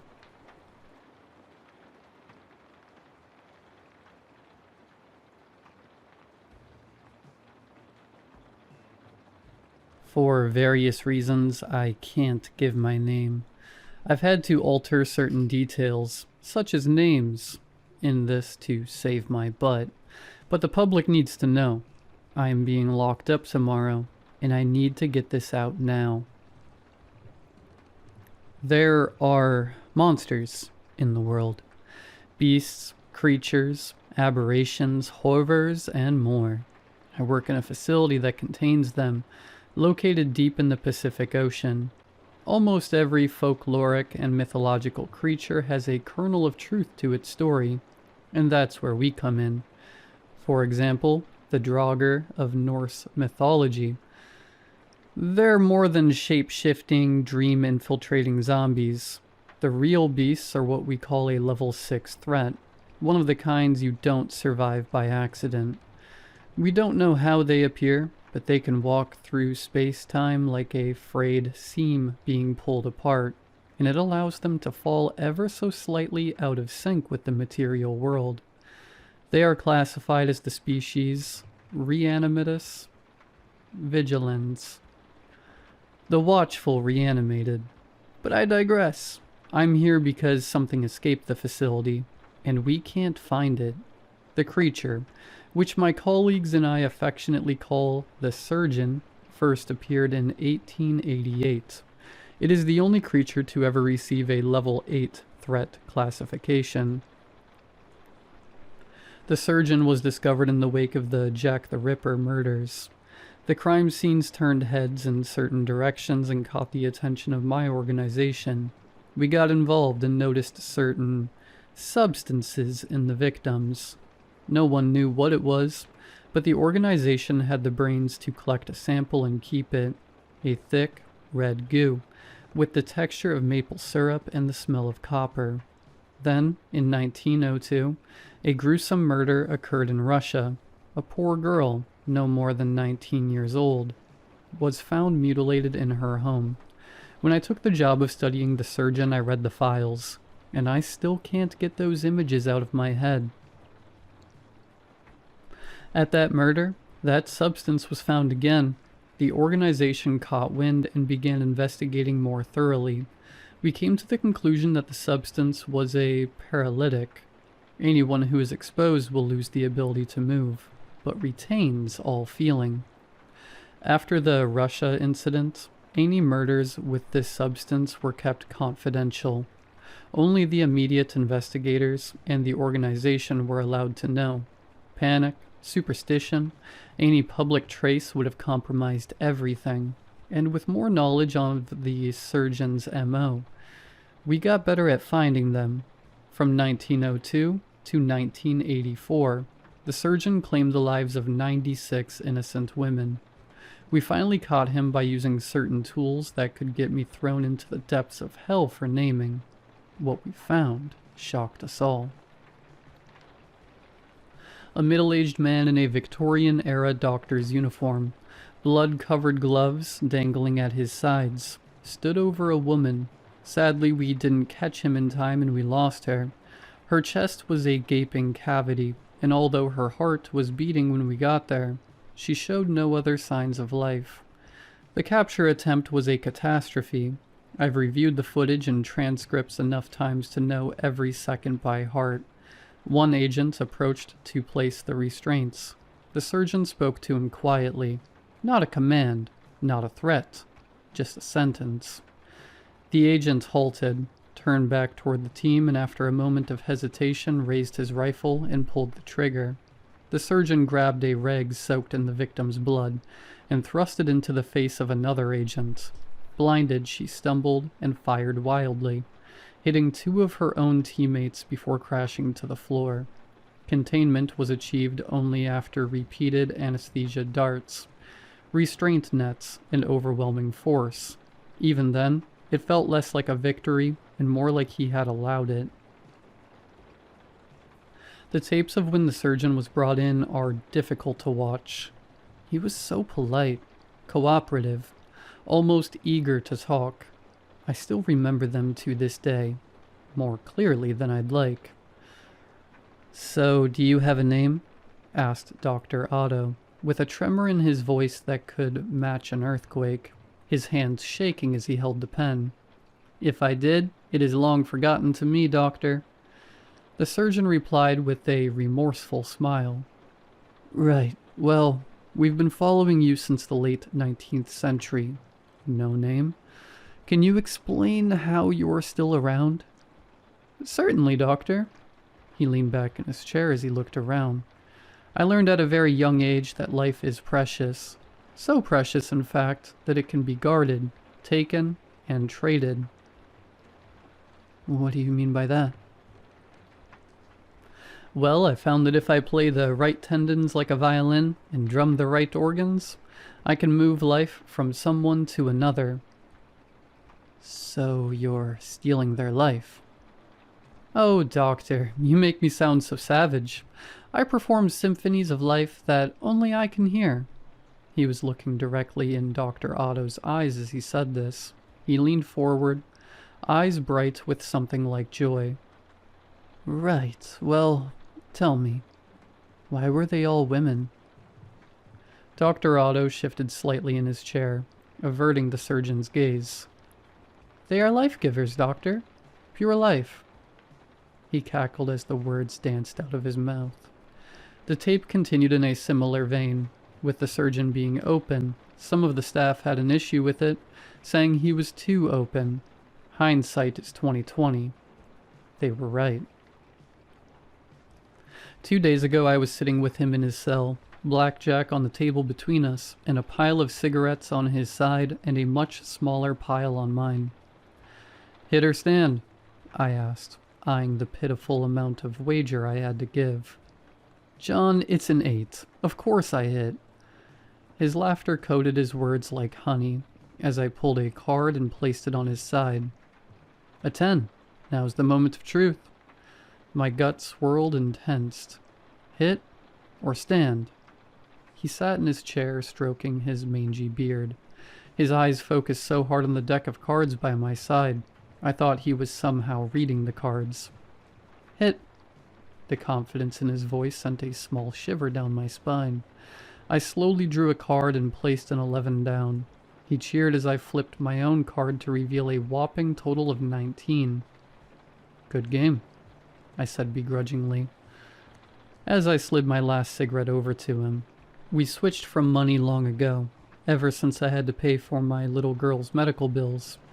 I just told him we used the cigarette because of immediate gratification. Indeed, my good sir. He took a cigarette and lit it up, the smoke dancing in the manufactured light of the fluorescent bulbs. He took a long drag as I packed up the cards and then offered me a hit. You know, John, I have not left my cell in, 9 months, I think. Correct. You get 1 day a year. You know this. I waved the cigarette away as I finished putting the cards in their box. Yes, I know. Prisoner safety and such. But John, all the other prisoners are in bed by now, and my legs are aching so much. I give you my word that I merely wish to walk the grounds and stretch, free of the shackles. He looked me right in the eye as he pleaded. It appears to us that the surgeon has never lied. It's one of the more fascinating things about him. He has the ability to do so many things, but seemingly not deceive. He confessed to murders we never found, breaking our rules, even escape plans, all because he got asked. Surgeon, you know, I began. My medicine, John. He cut me off. I never said how I make it, or even what it is. If you let me have this walk, I shall reveal it to you. A soft smile sat on his face. Fine, I sighed as I unlocked his shackles. You won't tell anyone I did this. 1 trip around the block, but I'm accompanying you. Understand? John, he laughed. But yes, I understand. Don't worry. Hands in front of me the whole time, walking 6 feet ahead of you. We began the journey, slowly tracing the block in tandem. He swayed as he walked, roaming from area to area with seemingly no pattern at all. We spoke intermittently about various things. All of them were meaningless chatter, but one was important. John, how is your daughter doing? I know her illness is a rare one. His voice casual, as if it were something we'd spoken about many times. How do you know about her? The words tore out of me. I tasted copper and hospital lights in my mouth. It is my duty, given by the goddess, to know the well-being of all your kind. He stared at a wall while walking and talking. I can see it all, John. The beating of your fragile hearts, the rushing of your oxygenated blood, the stretching of your worn muscles. You call me the surgeon, and you are right. I am a physician of sorts, perhaps a mortician, an apothecary. Who truly knows? Why would you ask about her? My hand was slowly reaching towards my radio, ready to press the panic button. Do not call for help, John. There is no need. I am not going to hurt you. He smiled as he looked around. I froze, my thumb hovering over the red button. His smile was too calm, too knowing. What? Before another word could escape, I felt my neck freezing, my joints locked in place. I managed to look down and see that red, thick liquid splattered across my chest. I do not make the medicine, John, he cooed as he stared at me. I pull it out of you. Blood is a wonderful thing. It can control your whole existence. My movements became more restricted. I felt my skin tightening until I couldn't even blink. I could feel the signals from my brain, firing at full power, telling my body to move, but nothing happened. I could feel the tendons and joints eagerly awaiting orders, trying to move on their own, but nothing happened. A faint groan escaped my clenched jaw. Oh, John, he tutted. It is okay. I am just going to stretch my legs. Do not worry. I am a man of my word. I will not make you experience pain. He slowly paced around my frozen body. "Those Draugr you have in Bay 4 are lovely fellows." He let out a grin unlike any other I've seen, far too wide with dead eyes. "Do you want to see a secret they showed me?" He chuckled as I saw him begin to blur, as if he was vibrating on the spot at the speed of sound. His laugh became distant, and in an instant he was gone. After hours of waiting, I could move again. Then, after even more hours of debriefing, I could move freely again. Hours of alarms, questioning, lockdowns, and field teams being deployed. I told them to not contain him again. Kill him. On my way out of my commander's office, he called out to me. "John, wait a moment."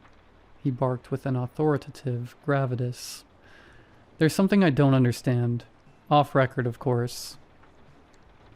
I turned around and saw him kill the power to the recording device. "What's that, sir?" My eyes averted his gaze as I turned around. "The surgeon mentioned your daughter. We've had him marked as an ontological threat, but I can't get over that final line from him. What if he's an ego threat?" "Why does it have to be one or the other?" I muttered as I left. I then realized that we had spent so much time categorizing these creatures, we didn't consider the possibility that they can merge and blur the lines between black and white. That suggestion brought about even more chaos. An ontology threat can rewrite time and space. An ego threat can rewrite humans. It doesn't touch reality at all. It touches us. Whatever part of you thinks it's still you, as far as I knew, ego threats were theoretical, but now I'm wondering otherwise. Before today, I wouldn't have even considered that blood magic he did to exist, but now I'm researching our archives, Babylonian and Canaanite cultures using blood rituals. Paracelsus and Agrippa considering blood for alchemy. Hemomancy throughout history. Earlier today I was filing through files, and I got a small paper cut. I instinctively brought it to my mouth and sucked on the wound, but what I tasted wasn't blood. It tasted like curdled milk covering rotten eggs. I drew my finger away, holding back a gag, and I saw the substance trickling down my index finger. As soon as it made contact, I felt that locking sensation again. My fingers refused to obey my mind's command to bend.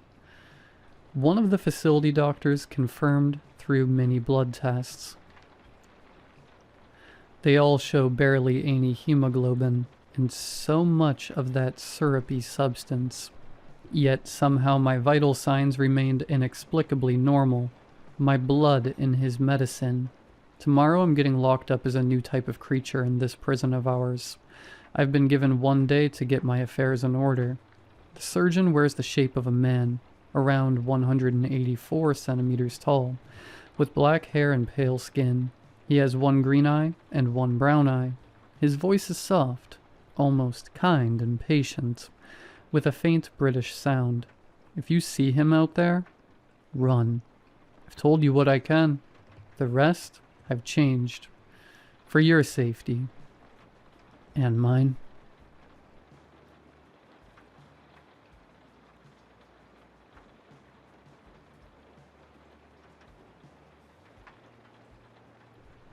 Me and my girlfriend went on a getaway, although it wasn't her in that cabin with me. So, my story begins with me and my girlfriend planning a little getaway. We had been thinking about it for a while and decided it was finally time. With both of our jobs becoming stressful and general life struggles, we took some of our savings and put it into a long weekend stay in the Lake District, Friday to Monday. The day before we were planning to leave, I noticed my girlfriend wasn't feeling the best. She said it was nothing physical, just a feeling she had. The way she described it, I can only see as nervousness, or even dread. I offered to postpone or even cancel altogether, but she insisted we go anyway. So, off we went. On arrival to the small cabin, about 5 p.m., I immediately noticed a change in Emma. She had spoken less and less the closer we got, but was whispering things under her breath. She had not even made any comments about the place as we entered and looked around. The closest neighbor was at least a mile away, on the other side of the lake, just outside our cabin, which I did purposefully for her. She deals with a lot of stupid people in her job, and thought being fully away from them would be ideal. But still, no comments. As the evening went on, we made some dinner. I tried my best to spark up some conversations, but still not a lot from Emma. I put that up to her not feeling great, and the long day we had. I plated up our food and took it into the living room so we could eat by the fire. As I set the plates down, I noticed I didn't hear her behind me anymore. She was walking right behind me a second ago, carrying our drinks. I turned to the hallway leading to the kitchen, but was just met with darkness. Where could she have gone? "Babe?" I called out, hoping I'd get a little response of, "Just forgot my phone in the kitchen," or something that would have made her change direction suddenly without mentioning it. But nothing. Just eerie silence with the occasional crackling of the fire. It wasn't a big deal, so I just sat down and began browsing for something for us to watch while we ate. It must have been 5 minutes since I called for her, and still not a single sound in the whole house. I called her name again, but still nothing. I listened intently, for a door to close, a toilet to flush, anything, until I heard a slow and deliberate creaking of a floorboard, just behind the sofa where I was sat. There was no way she could have gotten to that spot. She would have had to come from the corridor on my right leading to the kitchen. She would have to walk right by me to get to the hallway to the bedroom, which was directly behind me. I switched the TV off out of impulse to try and hear better, and then I froze. In the TV reflection, I saw my girlfriend, her hair dripping wet, clothes torn and drenched, and she was smiling, less than a foot behind my back. I jumped up and turned around, but no one was there. Not my girlfriend, not a puddle on the floor like I expected, but more creaking. Like she was stood right there, but I just couldn't see her. I stared intently down the hallway to the bedroom, not taking my eyes off of it, hopeful I would hear another creak to locate who or whatever that was I just saw. "Hey babe, are you okay?" A voice came from my left. I screamed and jolted backwards, almost knocking the food off the table. "Whoa, what's up? You look like you've seen a ghost," my girlfriend said to me with a small laugh. "Where did you come from?" "I had to pee. Is that okay with you?" she said sarcastically. I tried to slow my breathing as I sat down next to my now concerned girlfriend. "What happened?" "I thought I saw someone in the reflection." "Are you sure? Maybe it was just the coat rack next to the door. How many wines have you had again?" I was reluctant to just dismiss it like that, but I agreed. Maybe my brain was making me see things just because I felt a bit creeped out. I just wanted this weird moment to be over. We sat and watched TV, but I couldn't help but feel like I was being watched, and every so often I heard the faintest dripping sound. The sound of water hitting wooden floorboards right behind me. We were getting ready for bed that night, and to be honest, I was still a little freaked out. I wanted to talk about it, but I didn't really know how to say, "Hey babe, why was you being a creepy shit in the TV reflection and then teleported?" So I didn't mention it again. I've always very much believed in ghosts and the paranormal, but Emma, not so much. So I didn't want to be dismissed or even laughed at, because it did sound insane. The night was fairly uneventful, a couple of sounds in the dark house that could have been explained away, so nothing to worry about. Maybe I truly didn't see what I thought I did earlier that evening, and this cabin wasn't haunted. With that, I closed my eyes and slept. I dreamt vividly about the lake, me and my girlfriend having a picnic right next to it. The sun was shining, birds chirping, a seemingly beautiful scene. We both stood up and ran up to the water's edge. I looked down, amused at the ripples in the water making us both look strange. Then the water calmed, and I focused on my girlfriend's reflection. In it, she was smiling, unnervingly wide, and her head rotated to stare at me, though her body remained forward. I pulled my gaze to her face quickly, and she was just peacefully looking out across the horizon, the complete opposite to what I had just seen. I woke up immediately and looked over at my girlfriend to find her sleeping, the same rhythm of snores as usual. I let out a deep breath and tried to go back to sleep, hoping for less messed up dreams this time, please. The next day, it was as if nothing even happened. Me and Emma had a day of walking, laughing, and just enjoying our time. There was a couple of times I would find her just staring off, whispering under her breath, but when I spoke to her, or when she felt me watching her, she was her usual self. In the evening, however, I don't know where my girlfriend went and what was in her place. We cooked, ate dinner, watched some TV, showered, and got into bed. Nothing out of the ordinary, until it came time to sleep. Emma was already rolled over on her side, and her breathing started to become her soft snores. But I couldn't help but feel uneasy. Just a gut feeling telling me I shouldn't sleep, that it wasn't safe.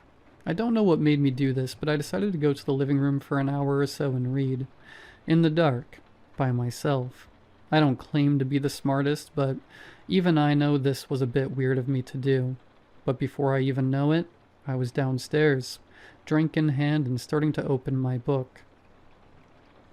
I sat in the big brown armchair, which was backed on the same wall as the TV in the living room, which meant it was facing the bedroom corridor, with the hallway to the kitchen on my left. However, when I was reading, the book was covering most of my vision. I must have been reading for about 15 minutes when I first heard it, a sharp and quick "hey" in my left ear. Immediately I slammed my book down, scanning the area. The room wasn't exactly well lit, but it was illuminated by a small lamp next to me. The warm light didn't reach to the end of the hallways, but that didn't matter, because the voice must have been centimeters from my ear. I was a bit cautious, but ultimately, I ignored it. I was tired. I assumed it was a similar situation to when you have headphones on, and all of a sudden someone is calling your name. That must have been it. I was simply so engrossed in my book. I thought I heard something. I got back to reading, and the same again. Maybe 15 minutes later, another sharp and quick "hey" to my right ear this time. Again I react quick and look around. I think I see something just out of view going down the corridor. I whisper my girlfriend's name just in case it was her, but had no response. I listened for a second more and decided to just go to bed. As I was putting my book away and moving the blanket off me, I heard another slightly louder and angrier "hey." This time there was no mistaking if I had just been too into the book and imagined it. That was a real voice in my ear. I even felt the breath against my skin. It was cold and smelt rotted. I turned that way, expecting to see someone, an intruder maybe, or even my girlfriend playing a weird joke, which is incredibly unlike her. But I once again was met with nothing, an empty, dimly lit space. I picked up my pace to the bedroom. It wasn't much safer in there, but at least I wasn't alone. I almost made it to the bedroom when I dared to look back. I wish I hadn't. As I turned, I saw something shuffle behind a curtain to try to make itself out of sight. I don't miss the long auburn hair that snaked behind the curtain with them. I almost laughed. It was Emma. Of course it was. She was trying to scare me, probably trying to get me back with that one time I jumped out on her. I went to open the bedroom door so I could fake shut it and sneak up on her behind the curtain, but before I even had the chance, I saw something in the corner of my eye. It was my girlfriend, sleeping in the same position and rhythm she had been. My world stopped. What on earth was behind the curtain? I went into the bedroom and shut the door behind me, locking it while I tried to come up with a plan. This woke up Emma, and once I explained what I had seen, she motioned to a baseball bat by the door, and we checked. Of course, we found nothing, and once again, I was convinced I watched too many horror films. Emma was tired and didn't believe I had seen anything, so we got into bed.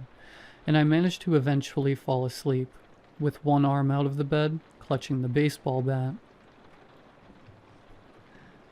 That night sleep was rough. It was plagued with vivid dreams and nightmares, all flashing across my brain, all being too nonsensical to have any meaning.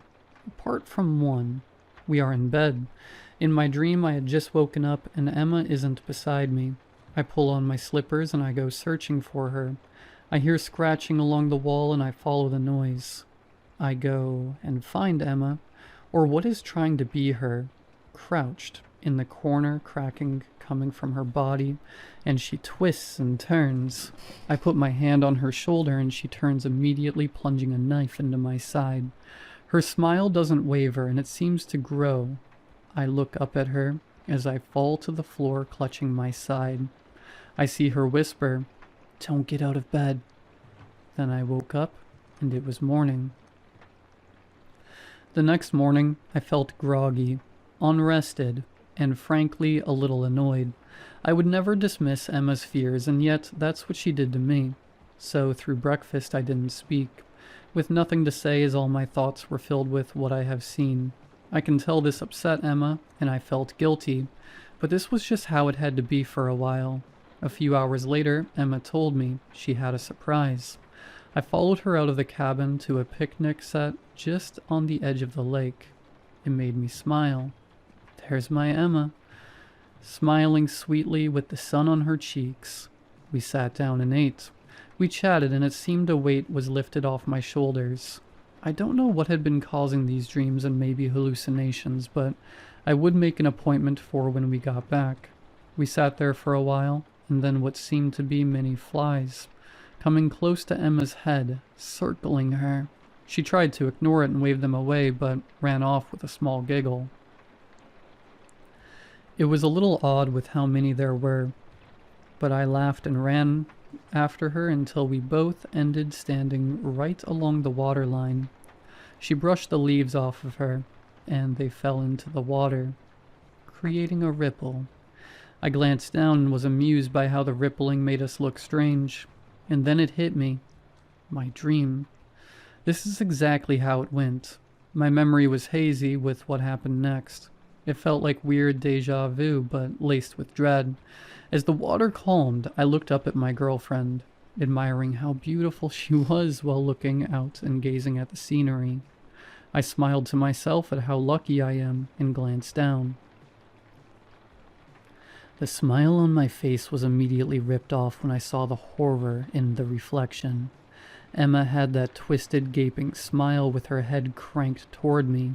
I let out a sound of terror and walked backward until that thing was no longer in view.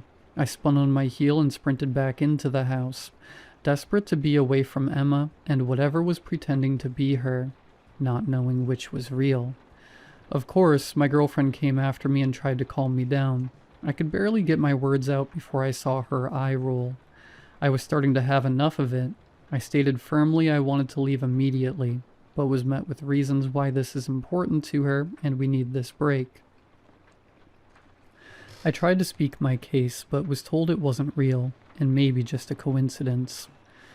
I was starting to believe her when I looked down and noticed my girlfriend's nails were going black and looked dead, her hair dry and breaking off, the opposite of how she usually cares for it.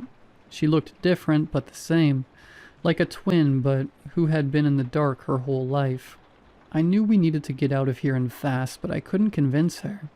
I was worried whatever had taken up residence in my girlfriend would act out, hurt her, so I comprised on the next morning. Just had to get through one more night. I went to bed scared for my girlfriend and very scared of her. I know she was still in there, so I tried to be patient and get us out of here as soon as I could without triggering anything. Slowly, through exhaustion, I fell asleep. I woke up suddenly as if someone had thrown water over me, to find Emma not next to me. Maybe she was thirsty or went to get something to eat. She hasn't eaten much since we've been here. I stood up to go and find her to make sure she was okay. As I bent down to put on my slippers, I thought about earlier that day, how uncanny it had been. There was no way it was just a coincidence. I had the exact dream and then it came true. I'm not sure what that meant, but it freaked me out. A thought flashed through my mind of a dream I had the night before. I froze. It came flooding back to me. Me waking up and finding Emma gone, searching for her, the scratching, her crouching, and then the knife. The memory hit me like a brick and I almost went dizzy. I reluctantly stood up, went to the door and twisted the handle. There's no way this is happening. My dreams aren't coming true, are they? That's impossible. But it did happen. Only once, maybe not this time. But I had to make sure my Emma was okay. I took a couple steps down the hallway, my breathing shallow and rapid, repeating to myself that it can't be real. I turned the corner and heard a faint noise. I strained to hear, but it got louder and louder, and then it was unmistakable. It was scratching.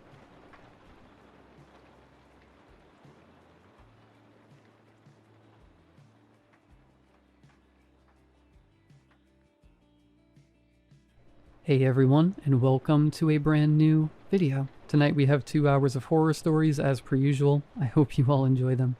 If you do, please be sure to drop a like rating. Let's see if we can reach 1,000 likes on this one. Dropping a like only takes a quick second and it helps out the channel immensely. Subscribing if you are new is also very much appreciated. I post content just like this as often as I can. We are also about 100 subscribers away from 135,000. If you want to help me get there, I would really deeply appreciate it. Anyways, sit back, do whatever it is that you do to relax. Enjoy the 2 hours of horror stories with no mid-roll ads. Except for the ad break after this intro, there will not be any more after that one. And as always, I hope you all have a great night. I don't know what compelled me to confess here of all places. Maybe all the years in the pews caught up to me. Took in the good word, or maybe it is the lingering prognosis that has me crawling my way back to Jesus. I don't know. Either way, I am ready to talk. From what I read, this is the type of group to listen. Father Lincoln says that sins are like roots. You don't fully get them up unless you dig out the hole, right down to where it all started. He wears clothes to forgive. The internet throws words to condemn. To be frank, I could use a little of both. So let's dig it all out. Back to the first day of many mistakes. Oh, and lock the freezer after showtime. Come again? I said, finishing the last swirl of my signature. That's the last part of the gig. Rusborough coughed out as he inhaled the last bit of his cronut, showering the table and both us in buttery flakes. Studio closes just before sunset. You get here 15 minutes earlier, do your tasks, and lock the freezer no later than 7 p.m. Why does the studio own a freezer? He leaned back and swallowed. A deep breath wheezed in and out of him, indecisive on whether it was for annoyance or contemplation. He had heard that question before, many times.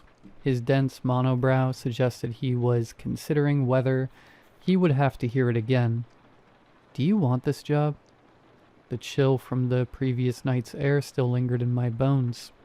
I was out of gas and had only 2 blankets to my name. The rat cloth I had gotten from St. Mary's wasn't holding up as we ran into October, and I didn't know how many more nights in the Acura I could handle. Yes, sir, I do. It won't work out if you are curious. Believe me, some doors better left shut. I sat with that. Nothing about it sounded good. I'd heard the stories about these Hollywood types. Was it a vat of baby oil? A baby plantation to harvest fresh stem cells? The more my mind wandered, the more I wondered if I could handle whatever it was. If it were horror beyond my stomach, what would I do? Then my eyes landed on the contract again, and the length of the zeros made me unsure. Lock it after 7. Got it. No later than 7, kid. That's important. Alright.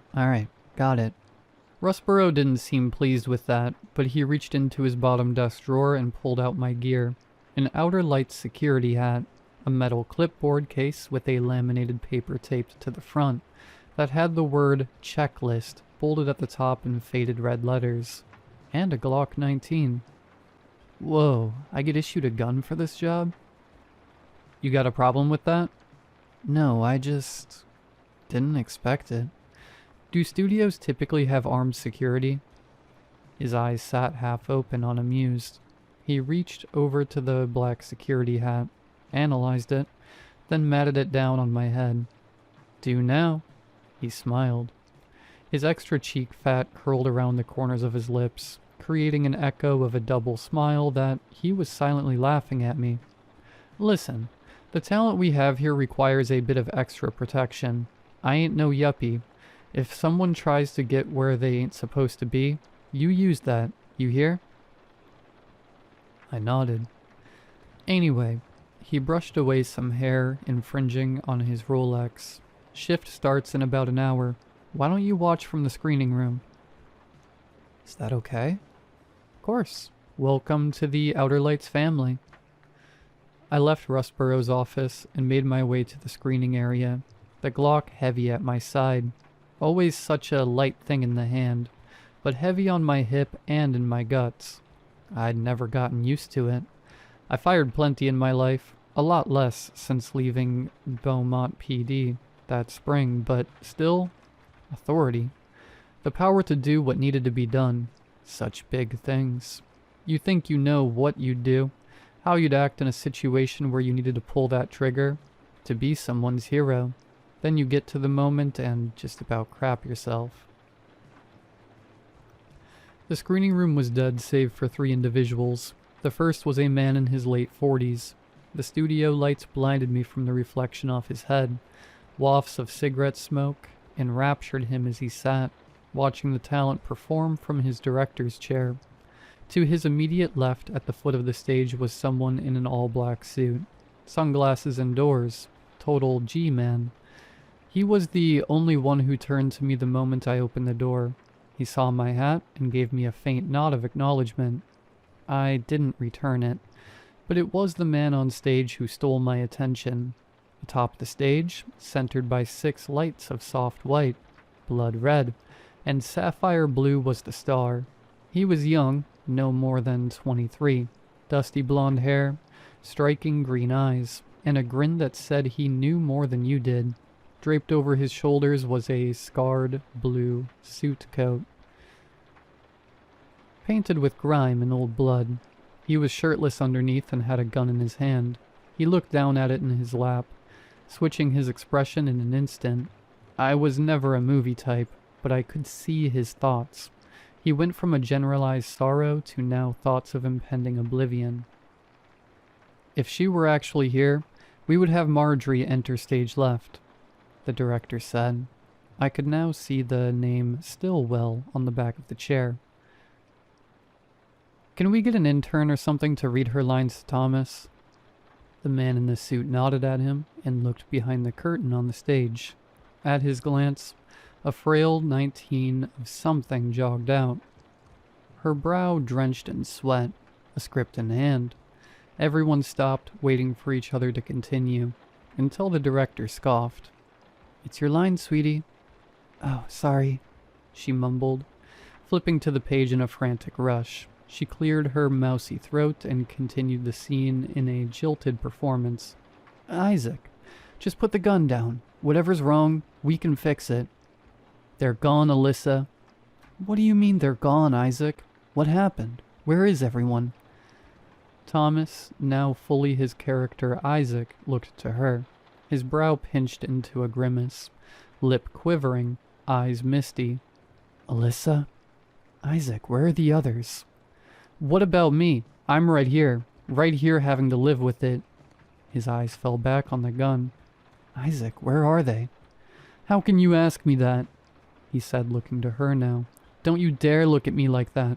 You don't get to judge me. You didn't make those choices. You didn't feel the hunger we felt. Stillwell spoke, reading the stage direction, and the actors followed suit. As Isaac starts to cry, Alyssa hugs him, embracing the truth of what he did in those mountains, what they chose to do, to survive.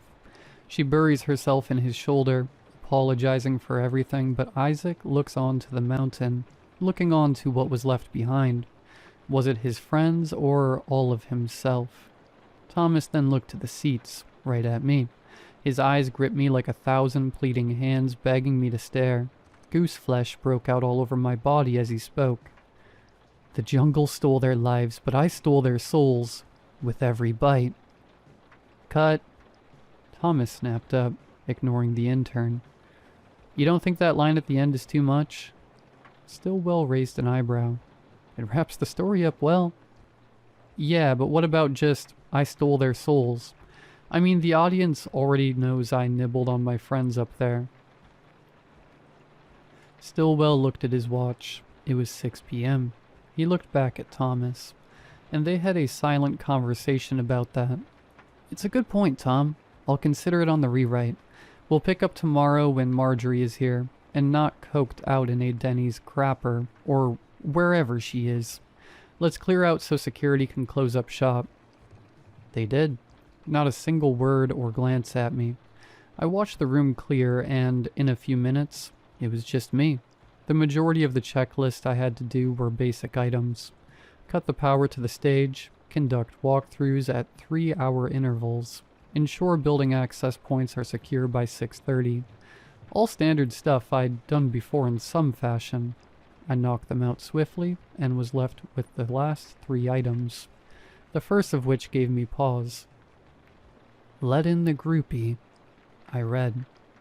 I followed the instructions, making my way to a service entrance deep in the heart of the studio.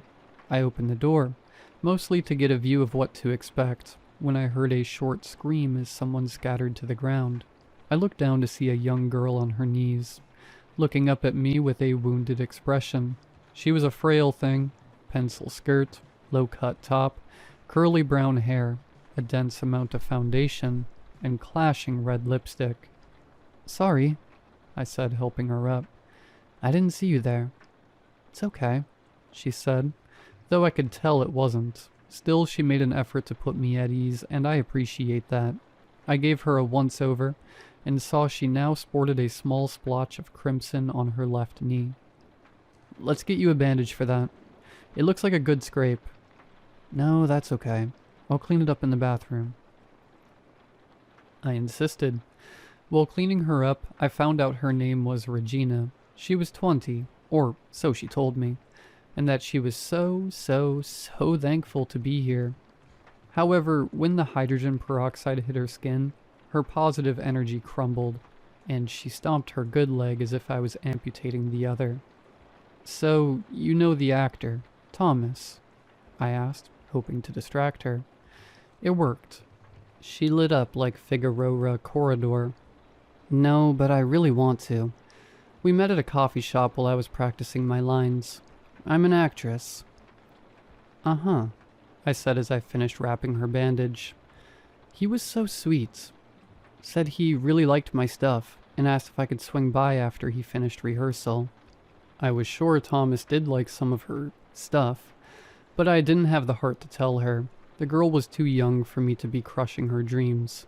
I looked over at the checklist as she prattled on for another minute or two. Next item was up. Take groupie to talent manager. Well, let's get you backstage. As we turned around into the hallway, I all but crashed into suit. All my years there, and I never learned his name. He stood there like a brick wall in both size and demeanor. 6:43, he grunted. Sorry? He tapped his watch. You're late. She was supposed to be with me at 6:35. Yeah, sorry, she fell on the way in, and I wanted to get her patched up first. He looked at her, snatched off his glasses, and dropped to his knees, analyzing her wound. Regina shifted back and forth as he glared at her leg, but she did well otherwise to hide her discomfort. Then, Suit clicked his tongue in disapproval. Not good. What? It's just a scrape. Yeah, I'm fine. He stood up, looked at me, and shrugged. We'll see, I guess. You are the one who's going to hear about it. I didn't know what that meant, but he didn't give me any more time to contemplate it. "Follow me, ma'am." She did, like a giddy dog. I watched them walk off, some sinking feeling in my gut, but I wasn't sure from what. Was it for her? Or was it because of Suit's words? As I reflected on that, Regina looked back at me before she went around the corner, waved and smiled. Then she was gone. One item left. No earlier than 6:55, but absolutely no later than 7. Lock the freezer. I opened up the clipboard case, and inside was one of the most archaic locks I had ever seen. A massive steel padlock with a thick 2-inch iron key. I glanced at my watch, and the time read 6:54. Crap. My jog broke into a sweat-soaked sprint as I dove further into the studio, the lights in the corridor getting further and further apart. In my panic, I hadn't realized I was following Suit and Regina's steps. I thought they must have taken a different route, but as I followed the studio map more, I knew that wasn't the case. This was a one-way path. 3 minutes to the deadline. I made it to a staircase that descended into the earth. A pitch-black void into nothing, illuminated only by a single slit at the bottom, where the freezer door was barely ajar. I crept down. Sweat broke out on my neck. When I made it halfway, careful to avoid each creak and groan of the floorboards, I heard voices coming from inside. What is this? What happened to her knee? This voice was new. Deep. No, thunderous. It rolled up the stairs like the boulder trap from Indiana Jones. When it reached me, my brain struggled to process it into language. She fell. That one was clearly Suit. She fell? That's what the security guard said. And what am I supposed to do with that? You know she won't heal. I understand, sir. No, you don't. Chains rattled. Something large was lifted and thrown, crashing into the wall below. The metal walls belted as the hard mass bent and warped the steel. Worry plunged into my heart as they described Regina. My hand snapped to my gun as I descended, quickening my pace. Calm down, Suit shouted. It's a scrape. She's exactly what you wanted otherwise. She was perfect. The voice rumbled in an almost melancholy way. It swelled in my stomach like the bass of some ballad. She still is. Do you know how hard it is to find someone with the exact auroras you wanted? She even has an inverted navel. Find another then. This one is ruined. No. What did you say? The voice seethed. Just please. Can you at least try it on? It was then that I made it to the door. My eyes instantly searched through the crack. The freezer was filled with bodies. They weren't hung on hooks like food, but in neat, vacuum-sealed rows of industrial hangers, like a macabre closet. Just beyond the door was Suit, his back to me. Beyond him, Thomas stood in front of an unconscious Regina. Then his head snapped up, his jaw separated from his skull with a brutal crunch. A 2-foot gray hand sprouted from Thomas's throat and used his forehead as leverage to pull the rest of it out. Another hand came out, then another. When the body that was Thomas crumbled to the ground like a skin suit without any bones, a writhing mass of floating hands branching out of some undulating distortion in space floated before Regina. At 6:59, the hands pried open her mouth and crawled in, inch by inch, cracking and breaking bone as it tunneled inside of her. My hand was glued to my gun. I knew I should run in, save her. That was my job, right? To protect and serve. At least it was, and once again I was here. All the power, all the authority, and all I could do was nothing. I knew that poor kid didn't deserve this, and as that conflict roiled within me, Suit turned around to face me. He wore an expression of pure indifference. No hate, surprise, or worry. He shook his head. A warning, but was it for me? Not against. As the horror before me unfolded, I was right back to where I was 2 years ago, watching those masked men enter O'Leary's, guns in hand while I idled outside in my cruiser. Just like then, I froze at the door handle, my body torn down the middle by the fence I had planted my butt on. My body, my mind, screaming in refusal as I compelled it to go. I wanted so bad to be strong enough to do my job, the right thing. The seconds of the clock evaporated towards 7 p.m. I heard Rusborough's words from out the interview. As those people threw Mr. O'Leary onto the ground, beating him for petty cash, and as the bones of Regina crunched and crushed under the weight of Thomas's hands, I made the same choice that I did then. I locked the door.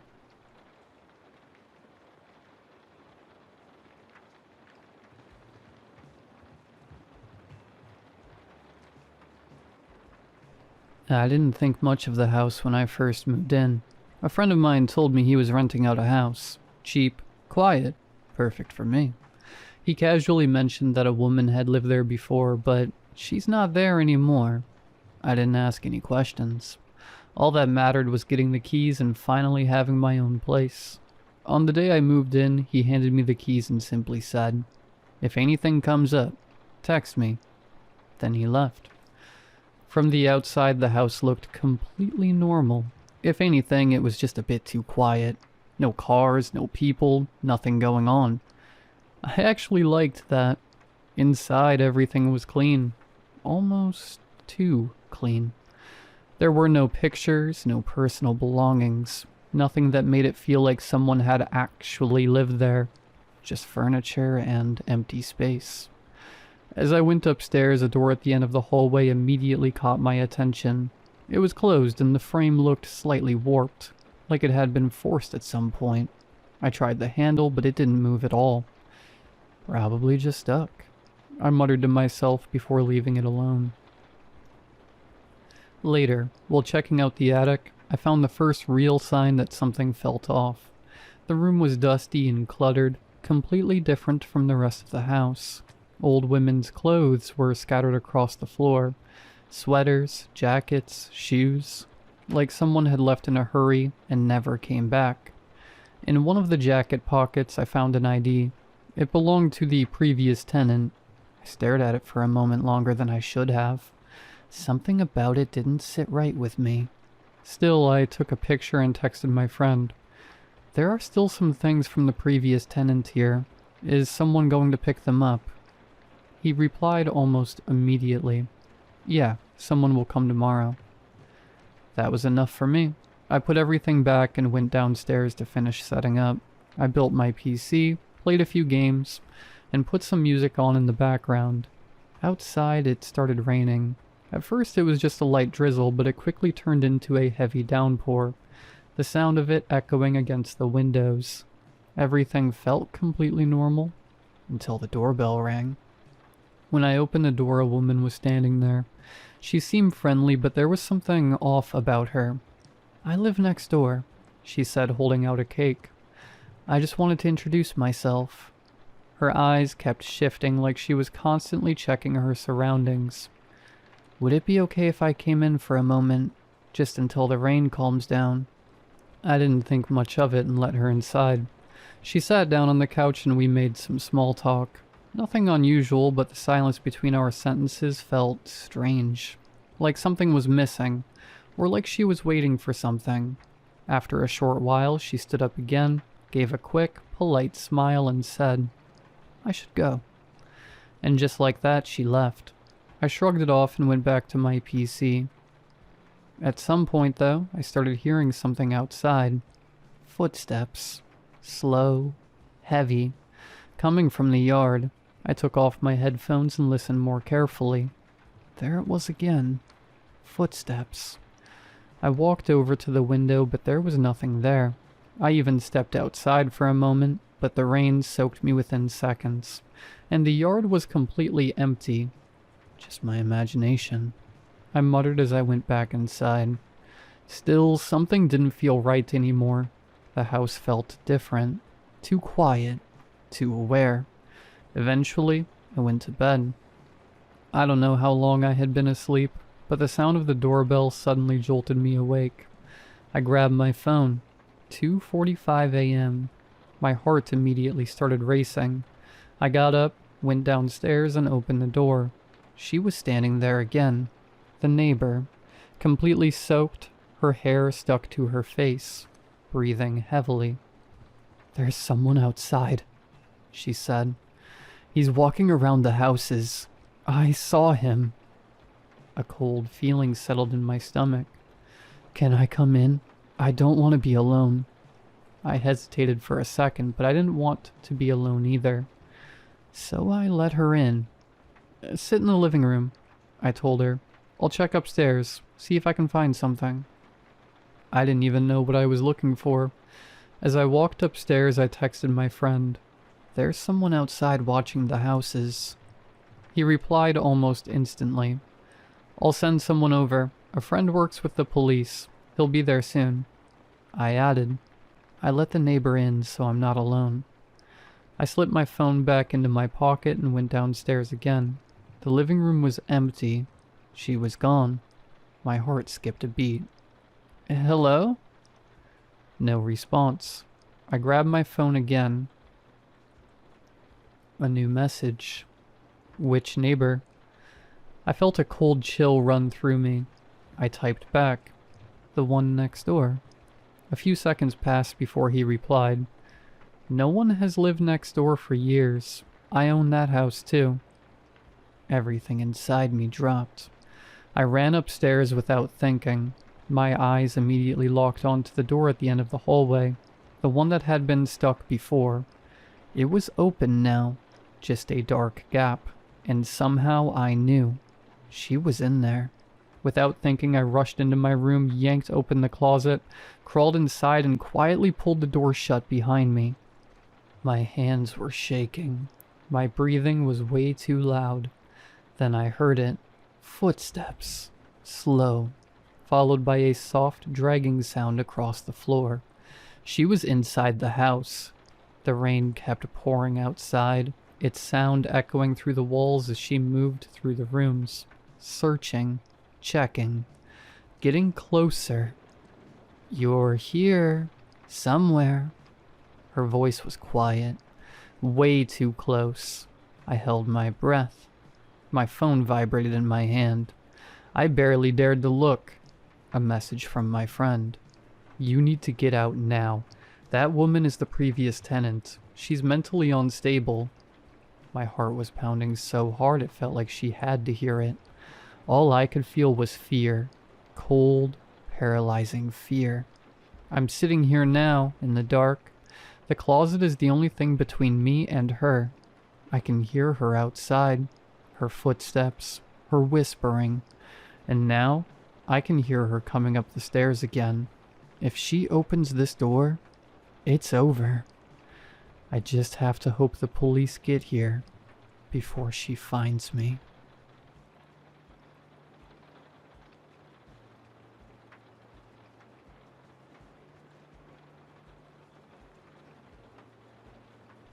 We had started out the evening with a bottle of expensive Merlot I ordered off the wine menu.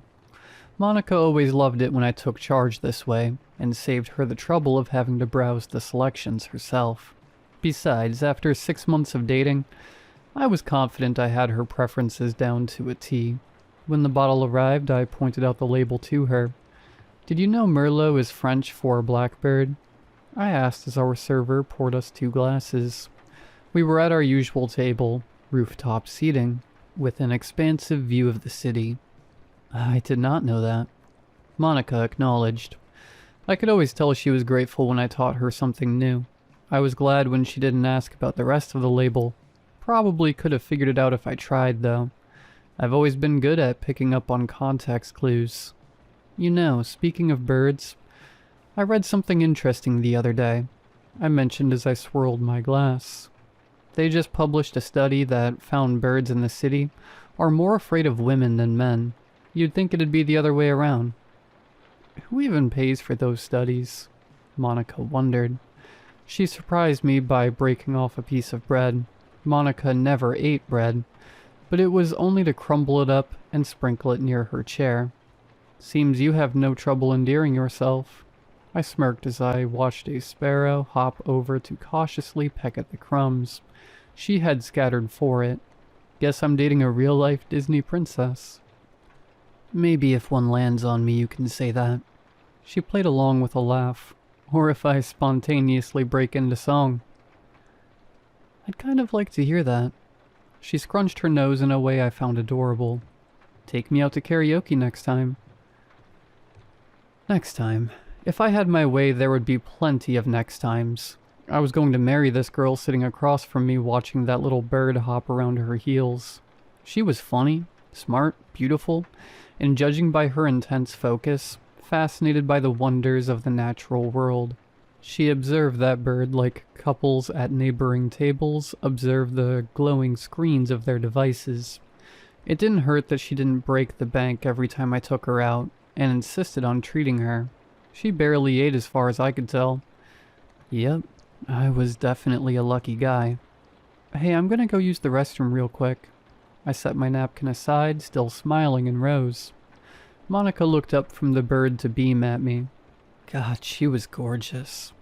Really, I wanted to flag down our waiter without arousing her suspicions, and see if there was anything special I could do for her tonight. Maybe I could lie and tell them it was her birthday so they made a big fanfare about it. Pretty sure she would love that, and the servers always looked like they enjoyed themselves in those moments. Sometimes I'd see them called to different tables 5 or 6 times in the course of a single evening. I'd never worked in the service industry, but it seemed like a fun job. I never located our server. On my way back from the bathroom, I paused at the entry to the deck, surprised as I spotted Monica still sitting alone at our table. She had something in her hand, but that something wasn't her phone. I realized it was the bird she had been feeding earlier. She held its tiny body clasped in one hand, and was gently massaging the fragile dome of its head with one fingertip. Its beady little eyes were squinted half-closed in... was that contentment? Or fear? An uneasy feeling stole over me, but I shook it off. No, it looked like it was being lulled to sleep by her caressing. I wondered how she'd got a hold of it. Clearly it trusted her enough to be held. My girlfriend, the Disney princess, communing with nature. I stood back and observed a moment with an indulgent smile on my face. I probably look like a cornball.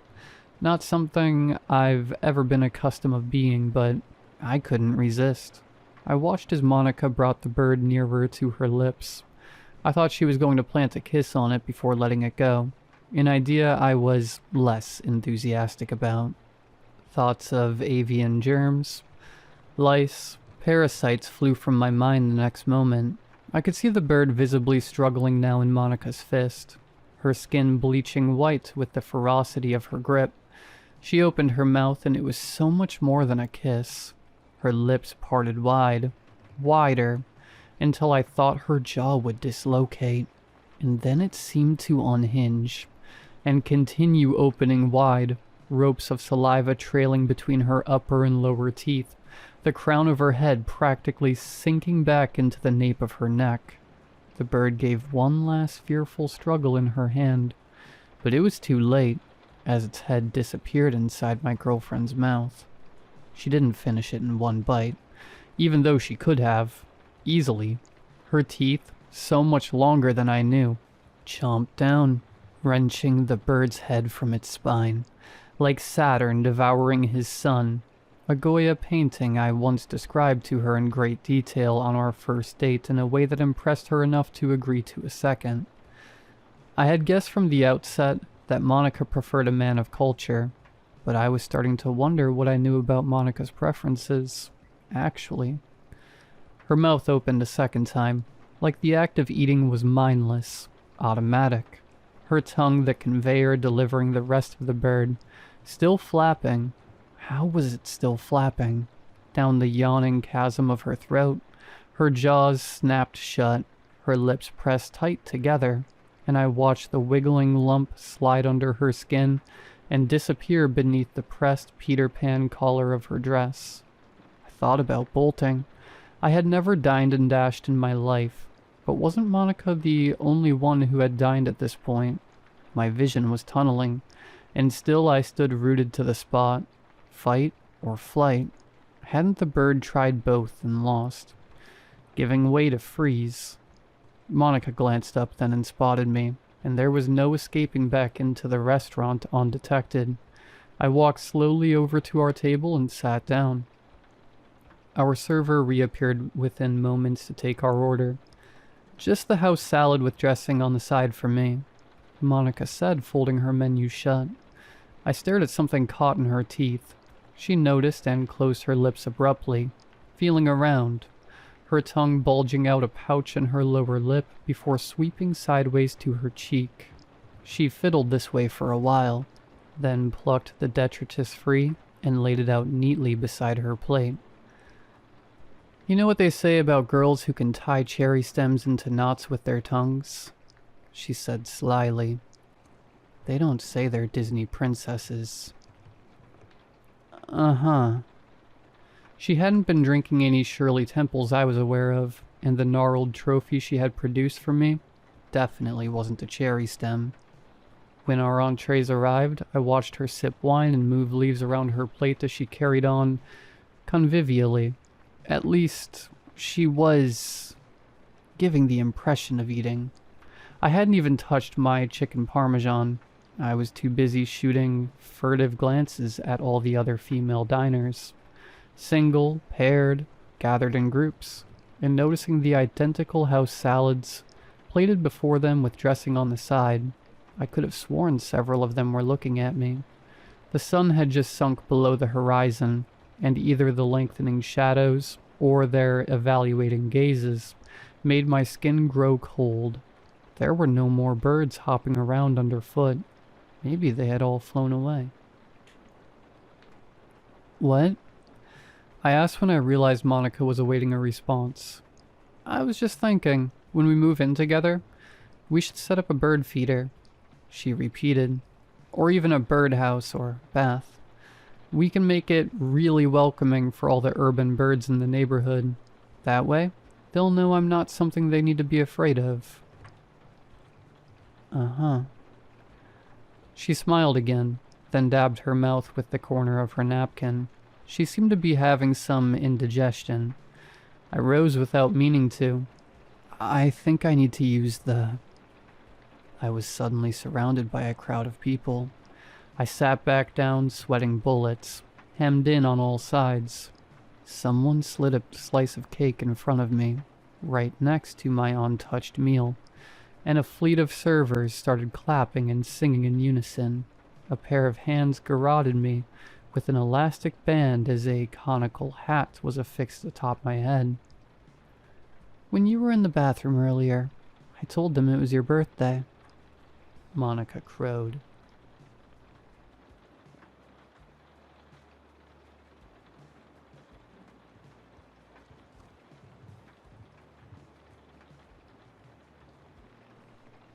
My father loved a good paper trail. He always stressed the necessity of having proper documentation for every purchase, every agreement, every discussion that ended with something fundamentally different than when it begun. He believed in the importance of paperwork and the uselessness of a good handshake. The only legally binding thing a hand can do is put ink to paper, he'd always say. And to believe the gesture of touching palm to palm holds any sort of weight is to open yourself to the evils of human dishonesty. It is for this reason that, upon his recent death, my sister and I were left with the long, arduous task of sorting through the library of paperwork that the man left behind. When I call the collection a library, I do so without an ounce of hyperbole. His vast hoard of papers easily filled an entire large room's worth of drawers, files, and shelves. We knew we'd have to handle his last will and testament when he passed, and knowing our old man, we figured it would be a headache to get through, but at the time we thought this one document would be the worst of it. We had no idea what we were getting ourselves into. Upon diving into his extensive collection of records, we were both genuinely surprised by how many old documents the man had hung on to over the years, even long after their usefulness had dried up. Bank membership forms from the 1970s for banks long since defunct half-century-old grocery store receipts, handwritten in blotchy, messy ink, parking tickets paid lifetimes ago for cars he hadn't owned in decades.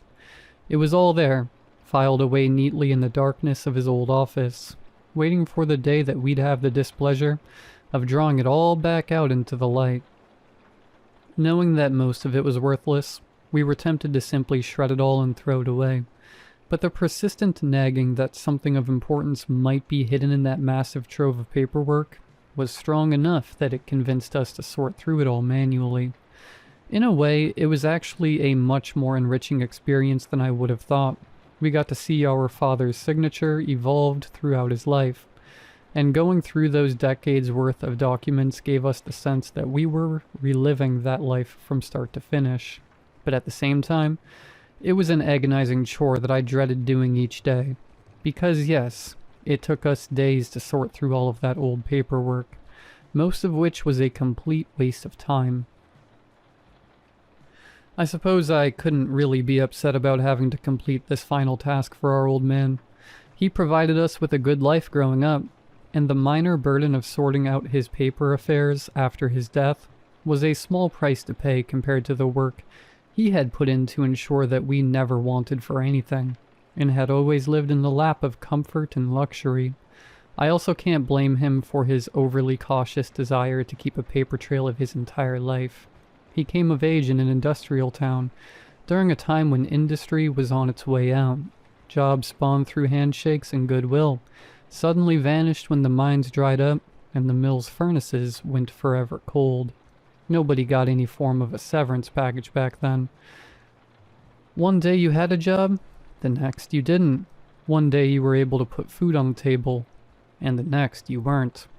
It was a harsh, unforgiving time in our region's history, one that we haven't fully yet recovered from, even more than half a century later, and it set the stage for what my father's life would eventually become.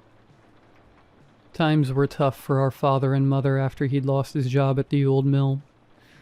They managed to keep afloat for a while thanks to our mom's waitressing, as well as the various odd jobs that our dad worked. But it soon became clear to everyone in town back then that their livelihoods were dependent on an industry that had gone to an early grave. And without that industry, their economy wasn't going to last. Our parents needed a backup plan if they were going to have any hope of getting by. Thankfully, our old man had one. Our dad loved to paint from a very young age. In fact, the second largest collection that he left behind, after his collection of paperwork, was his vast accumulation of personal paintings that he kept in his private gallery. For his own purposes, he used to say. Before the decline, painting had only ever been a hobby for him, a way to decompress and pass the time between grueling shifts at the mill.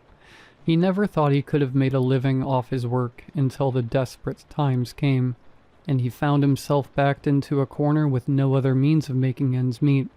And so, with his prospects running as dry as the mines and his optimism going as cold as the mills, he turned to that old passion in hopes that it would offer him a means of escaping from the ever-deepening hole that he found himself trapped in. Setting to work like a man possessed, he drew inspiration for his paintings from the urban decay and gothic, almost sinister landscapes of the region in which he had grown up. His work brought him little success in the backwater town that he called home, where people could barely put food on the table, let alone afford to blow their hard-earned wages on frivolous pieces of art, depicting scenes that they could look at for free with a simple glance out their windows.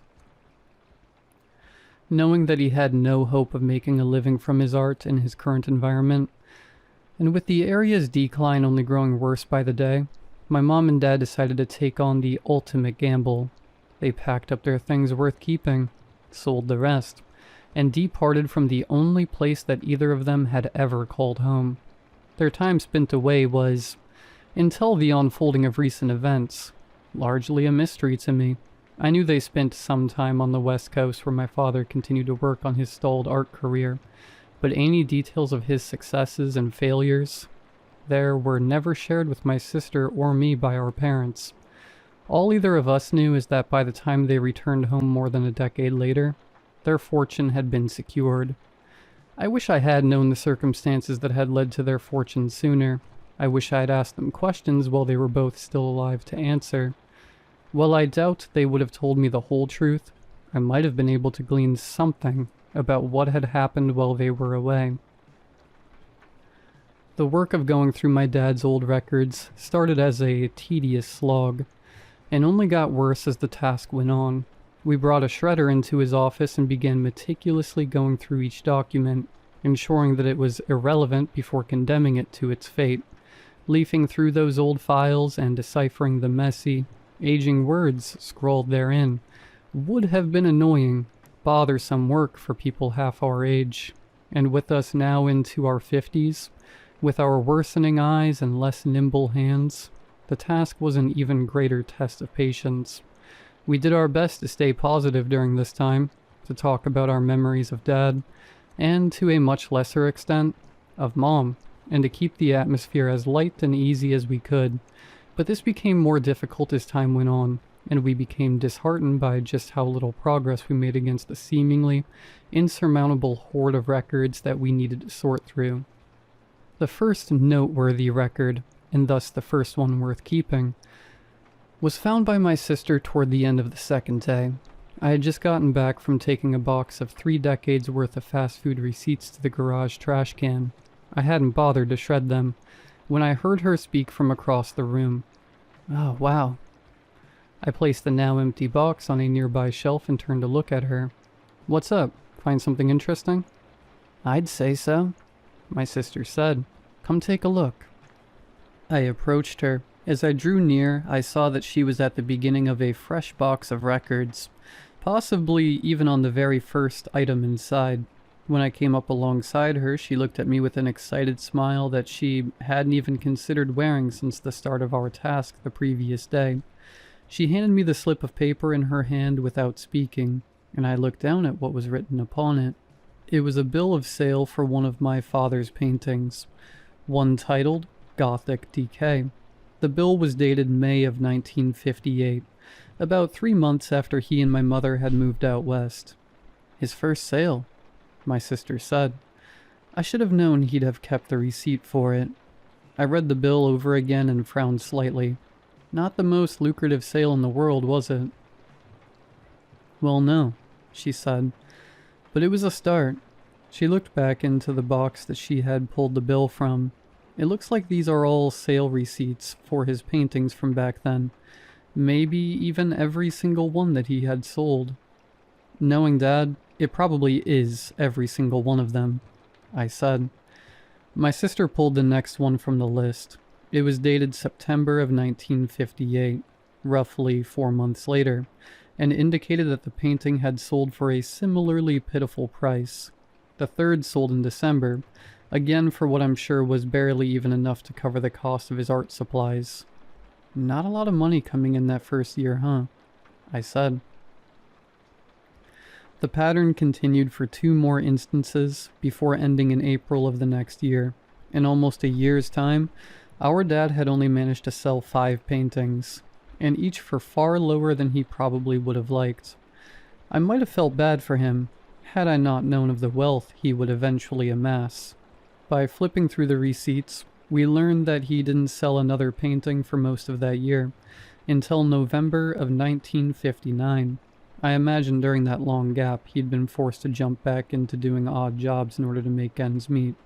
That likely led to a perpetual cycle of grueling work, during which he probably had little time to paint, and even less time to market his work. It's a miracle his aspirations didn't die there, and if I didn't know any better, I would have assumed they had. My sister looked at the receipt from November of 59 and whistled sharply. "Hot dang, look at this one." I did as she instructed, then joined in her surprise whistle. "That's quite a jump." "I guess this is when he finally made it, huh?" To say he had made it with this sale was an understatement. This piece, titled Rust Town Blues, sold for more than double what all his previous paintings had sold for combined. And things didn't stop there. In fact, they only seemed to speed up. He sold 2 more paintings that November, each for a higher price than the last. In December, he sold 8 more. In 1960, our old man was selling upwards of 10 paintings a month, and the number only grew from there. Over the course of the next decade, he sold dozens and dozens of paintings each year, each for staggering amounts of money.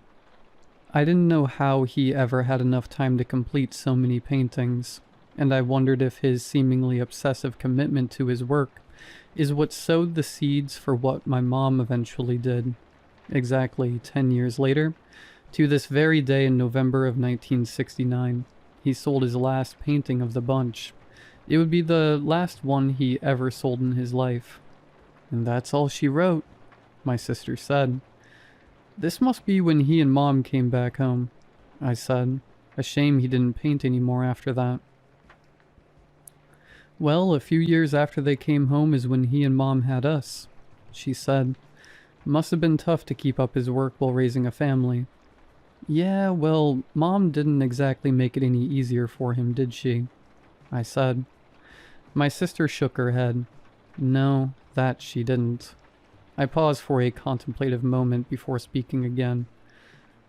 You ever feel like we took his dream from him? My sister shook her head. He had plenty of time to pursue that dream. He and Mom had us pretty late, especially for the time, and they knew that if they wanted to raise a family, they really needed to get on it. They made the choice to come back here and have us. We didn't force it on them. I shrugged, still itching with a sudden sense of guilt that I couldn't quite shake. Yeah, I guess you're right.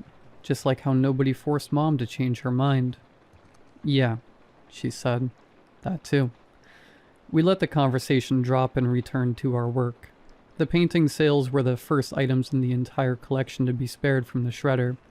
Deciding it was good karma to finish on that high note, we wrapped up our efforts for the day and both of us went home.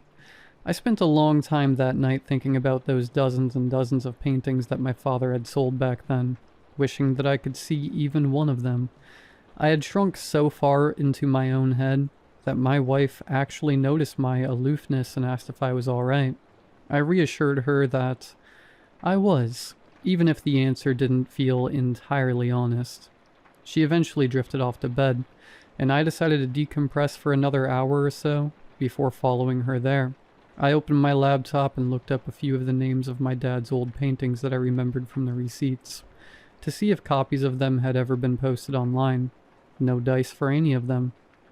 His works must have only really traveled in small, private circles, which had evidently kept them just as private for all these years. I suppose the money earned from them was tangible enough, but I found myself wishing that I had more to remember my old man by than just a bunch of rotting old documents collecting dust in his house. My sister and I started back up again the next morning. We spent most of the day locked back into the banality that we had grown accustomed to in the previous 2 days. My sister threw out a box of expired grocery store coupons. We once again didn't even bother shredding those. Well, I saw to the destruction of a drawer full of long expired vehicle registrations from several different states. She shredded dozens upon dozens of old bank statements. I found and rescued our parents' marriage license, which I considered destroying for a brief moment before deciding that it was just barely worth keeping around, if only in remembrance of a happier time when the 4 of us all still lived under the same roof. Besides, our father had never actually officially filed for a divorce. He'd never been able to find our mother in order to make such a thing official.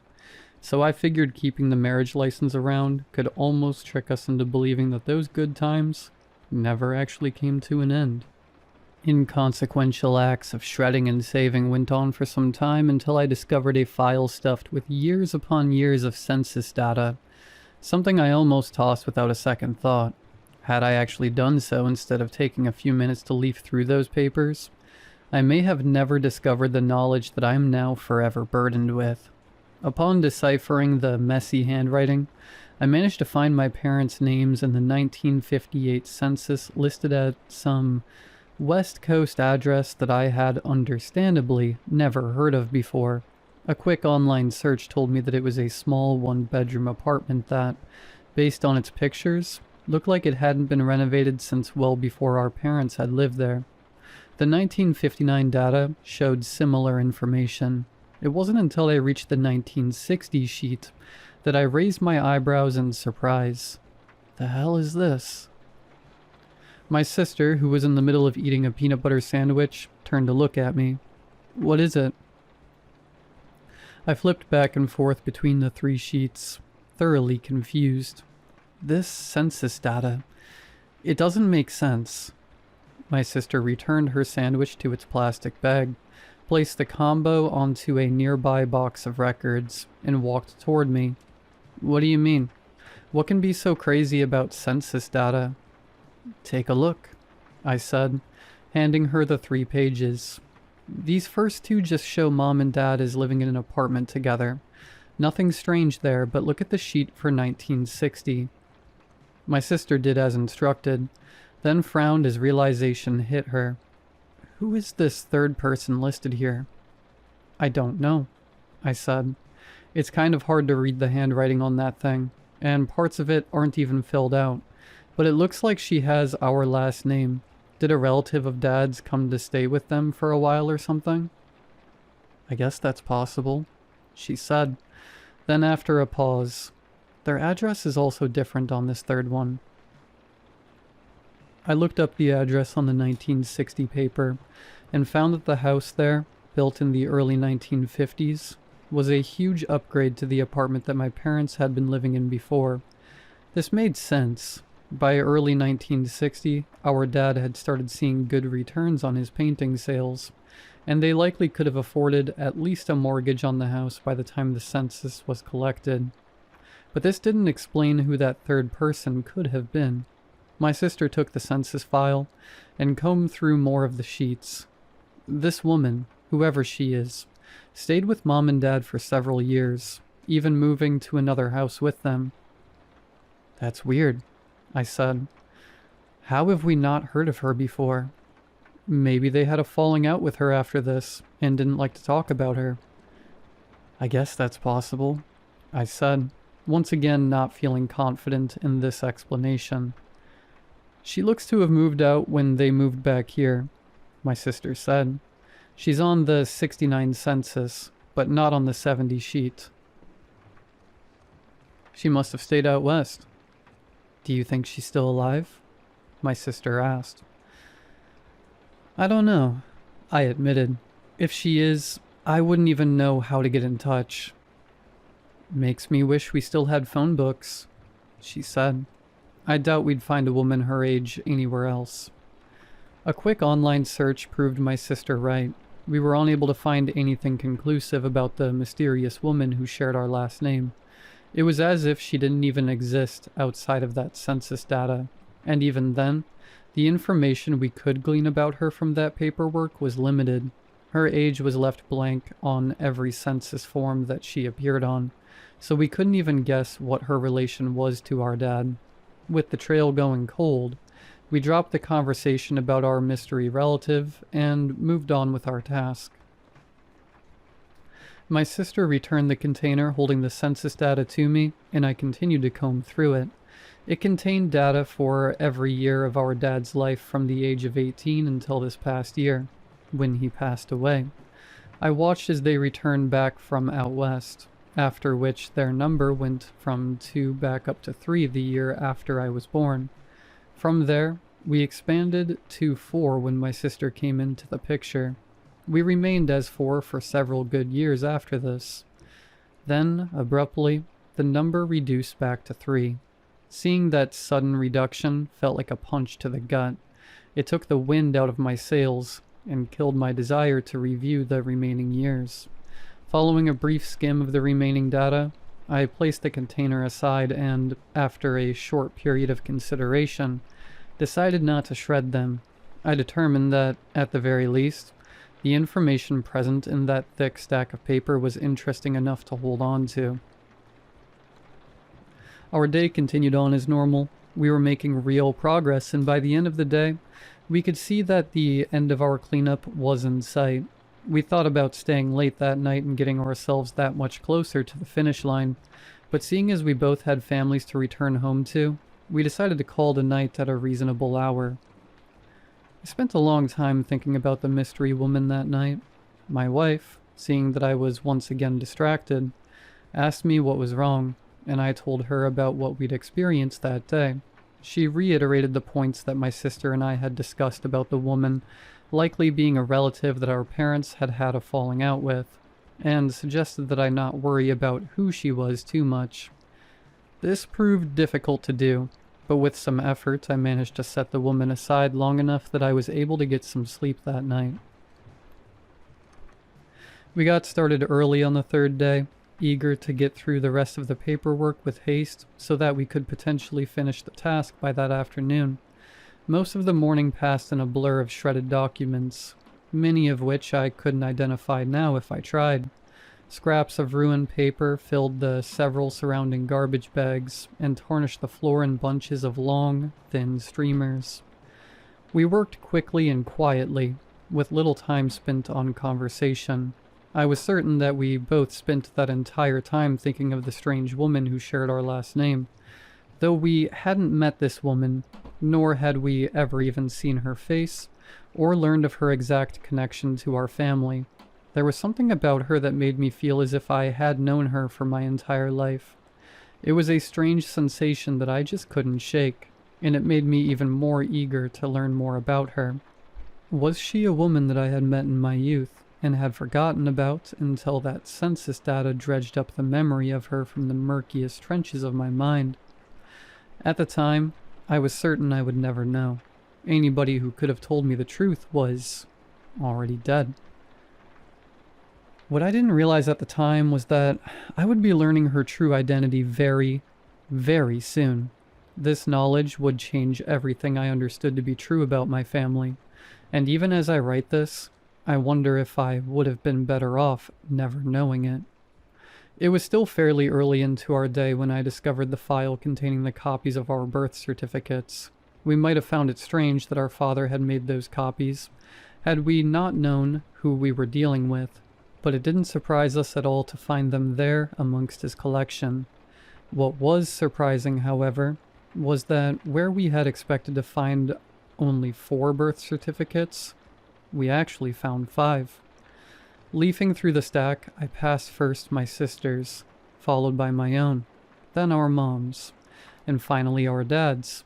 I figured this would be the end of the file, and seeing as these were all unofficial copies and were not necessary to keep, I thought I would soon be sacrificing them to the shredder, god that had been so gluttonous these last few days. But what I saw there behind my dad's certificate halted my every movement and made me completely forget about the destructive deity that I had been so ready to honor. I don't remember speaking, but I must have, because my sister asked me what was wrong. Knocked free of my sudden surprise, I looked at her with a confused look on my face and struggled to even find my words. I weakly held out the 5th birth certificate for her to take. My sister approached and took the paper from my lame grip, then grabbed onto it with both hands and looked it over. A frown that must have resembled my own from a few moments ago crept across her face. She briefly flipped it over and looked at the back, as if its rear would somehow reveal it to be some sort of post-mortem prank played on us by our old man. When she saw that it wasn't, she flipped it back over again and reviewed it another time. What the hell is this? I leaned over and once again examined the certificate. Much to my chagrin, its details remained the same as they had been from my initial viewing.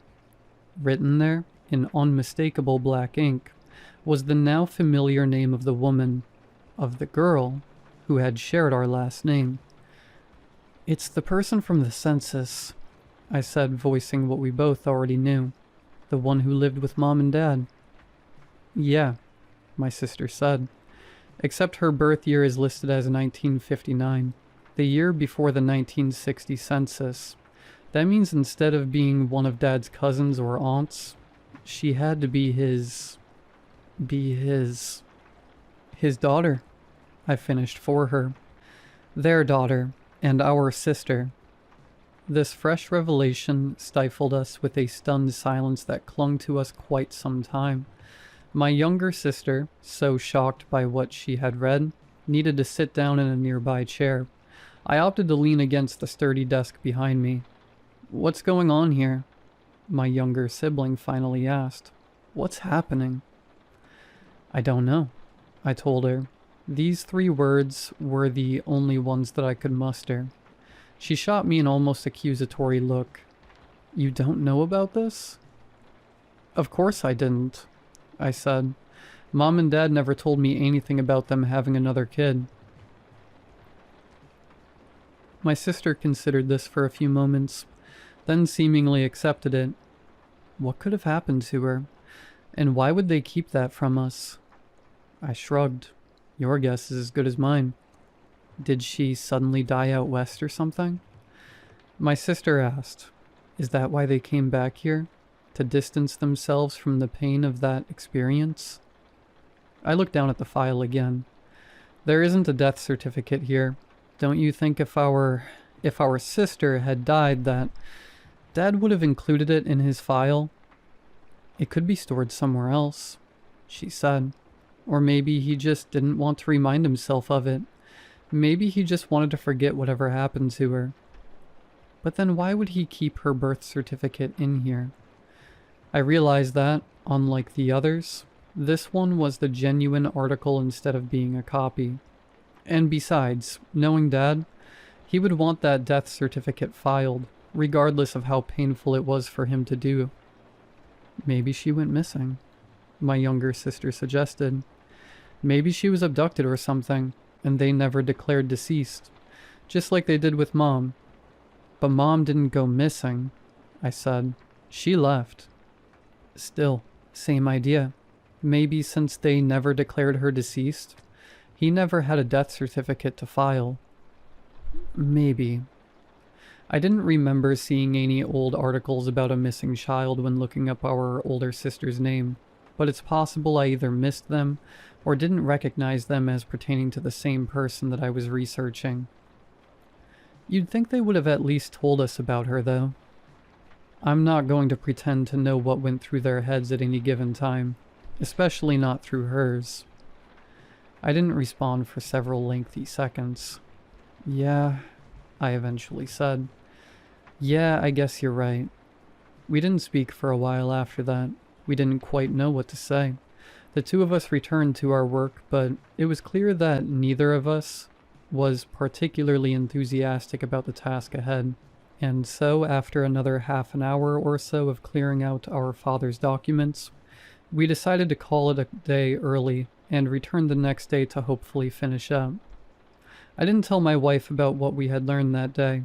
I would eventually, but I needed time to process it for myself before I felt like I'd be able to vocalize our discovery to anybody else without being interrupted by a crippling panic attack or a deadly deluge of tears. I'm sure she realized that something was off about me again, but unlike the previous times, she didn't ask me about it. I think she could tell it was a demon better left undisturbed, until the time came that I was ready to poke it with a big, sharp stick. I lay in bed for hours that night, emotionally exhausted from what I had learned that day, but paradoxically unable to sleep. I thought about my older sister, who she had been, where she was now, if she was anywhere at all, why she had been kept a secret from my extant sister, and me for more than half a century. Such a train of thought proved to be a strong sleep repellent, but eventually slumber's inevitable persuasion managed to convince my mind to slip into the realm of darkness. When I slept, I dreamed of her, even though I had never seen her face. I knew the person in front of me was my older sister. She started out as a baby, the age she was when she was in those census papers, but she began to age rapidly, passing through dozens of stages of her life in a matter of seconds.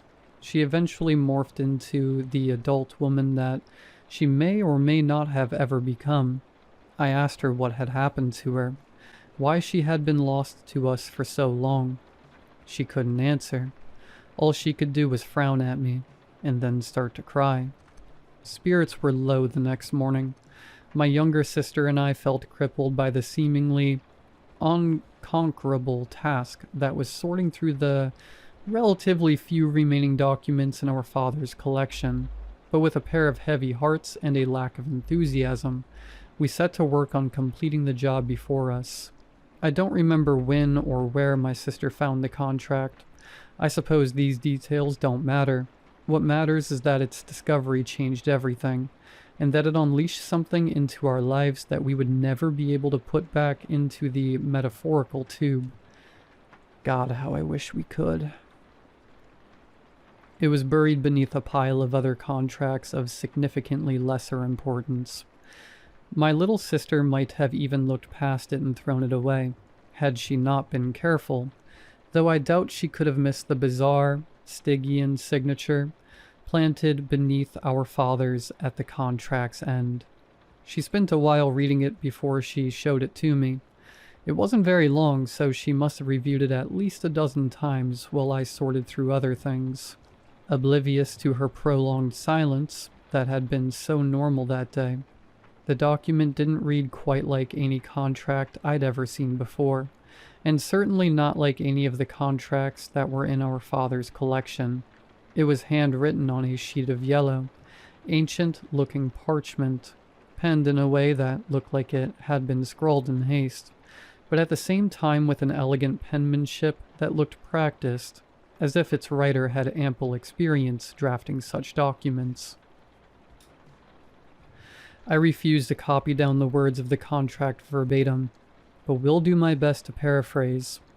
The contract stated that for a period of 10 years, our father's paintings would bring him fame, wealth, and success.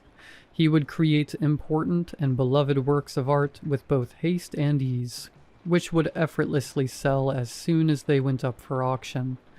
At the expiration of those 10 years, the wealth he'd earned would remain, but his fame and status would be forever lost to the greater world, remembered only by himself and by anybody who believed him when he told of his forgotten past. Also on that day, exactly 10 years from the signing of the contract, and on each subsequent 10th anniversary, the writer of the contract would return to collect something from our father of the writer's choosing, which our father could not refuse. This would continue until the death of either party involved in the contract. The document was signed twice, first by our father in that same handwriting that we had seen countless times and grown intimately familiar with in the last few days. His signature was followed by a nightmarish scratching of lines and shapes that I cannot in good faith call a word, at least not present in any known language. Just looking at this malicious shape made me profoundly uncomfortable, and conjured within my mind countless pillars of evil, imaginable only to the most tormented of souls, and many that are mercifully beyond any existent soul to ever know. Both signatures, if that is what you want to consider this second blasphemy of writing, were penned in a splotchy, reddish-brown solution that I could not identify, but which I doubted and still highly doubt was any sort of ink.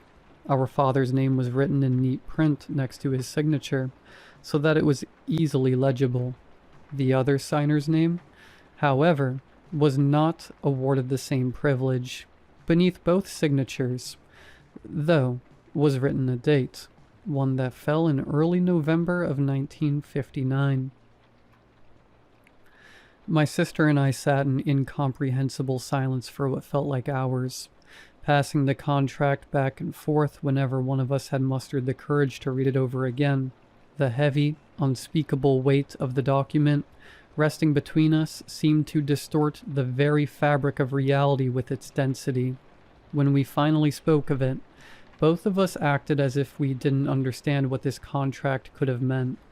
But I'm sure that we both knew right away what its implications were. Our father, still struggling to make a living even after he and our mother had moved out west, entered into an agreement with someone, or something, that promised him the success he so desperately dreamt of and craved. And so he acquired a decade of wealth, fame, and success, in exchange for a lifetime tormented by whatever entity he had taken up this contract with. He would then go on to die in obscurity, the extent of his success remembered by nobody else, except for the thing that continued to collect from him decade after decade, taking more and more from the man that it was so determined to torment and eventually destroy. Sure were the terms that our father had entered into, and such were the terms in which the contract had bound him, until the time came that death finally set him free. I'm sure it's not a mystery what this entity collected from him after that first decade had passed. Subsequent decades, though, are a little more unclear, but I have a strong idea of at least 2 of those collections, which occurred while I still lived in our family home. One of those I'm sure you can deduce. The other I choose to keep to myself. Thinking back with a freshly open mind to those early years of my life, I can recall a pair of times that I am now certain each occurred on a year ending in 9, that I was awoken by a suffocating sense of overwhelming, primal darkness that swept over our family home in the blackest, coldest hours of the night. At the time, I assumed these occurrences to be the product of my own personal nightmares, quickly forgotten and seemingly unrelated to the tragedies that immediately followed them the next day. One of these occurrences came when I was just a boy. Another, when I was on the cusp of becoming a man. The former came at a time in my life when I did not fully understand the tragedy of loss. The latter was how I became truly acquainted with it. More visitations and subsequent collections must have occurred after I'd moved out on my own, but since I was not present for them, their energies must not have reached me. I'm sure if I try, though, I can conjure more family tragedies that occurred in the final years of decades past. But at the time of writing this, I am not entirely interested in reliving old pains just so I can recontextualize them with a present knowledge, nor do I wish to discuss such things with my living sister, much like how I got the sense she'd rather not broach such subjects with me. I write this only a handful of weeks after having found my father's contract. My sister and I didn't finish our project that day, and we still haven't been back to sort through the rest of our old man's records. I'm not sure when we will, if we ever do. We left that contract locked in the sturdy drawer of a metal filing cabinet in our father's empty home until the day comes that we ever feel the need to reassess it. In the meantime, I've spent these few weeks in a complicated state of mourning for those I've lost, and those I've never truly known, my father seeming to fall into both categories quite nicely. I've also spent a lot of time wondering. I wonder about what lies ahead for my sister and me at the end of this decade, now that our father is no longer alive to fulfill his end of the contract. When I last read the terms of the document, it explicitly stated that the contract expired with my father, but I would not be surprised to find those terms mysteriously amended, should I pull that cursed record from its metal coffin and review what was written upon it. I get the strong, nauseating sense that the words next of kin might appear somewhere in there now, indicating that our family is not yet free from the curse that my father, blinded by a desperation that I hesitate to call greed, forever shackled to us. At the time of writing this, my sister and I now have less than 4 years, a time so agonizingly long while also so alarmingly brief, until we know if we are truly free from the contract that has been furtively looming over us for our entire lives. I doubt if either of us will allow a single day to pass where we don't think of the document that we left locked away in our dad's home, where it will fester and rot until the day comes for its terms to flex their power once more. I'm sure we will both think at length, as I already have, about what will come for us on that cold autumn day in November of 2029, about the dark, primordial presence that is no longer bound by its contract with our father, and which may very well now possess free rein to attack us directly with its deadly claws of overwhelming malice. But I suppose we'll just have to wait and see what comes.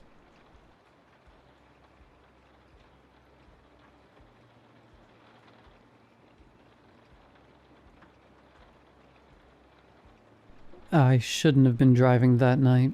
The snowstorm had gotten so bad that I could barely see past my windshield, but I kept telling myself I was close to home.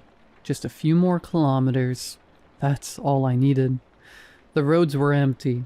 No headlights, no houses, just endless snow and the sound of the wind hitting my car hard enough to shake it. Then my tires lost grip. Everything happened too fast. The car spun. The headlights flashed across the trees, and then I slammed straight into a ditch on the side of the road. For a few seconds, I just sat there in silence, trying to process what had happened. My airbags had gone off. My nose was bleeding. The engine was dead. I grabbed my phone. No signal. Of course.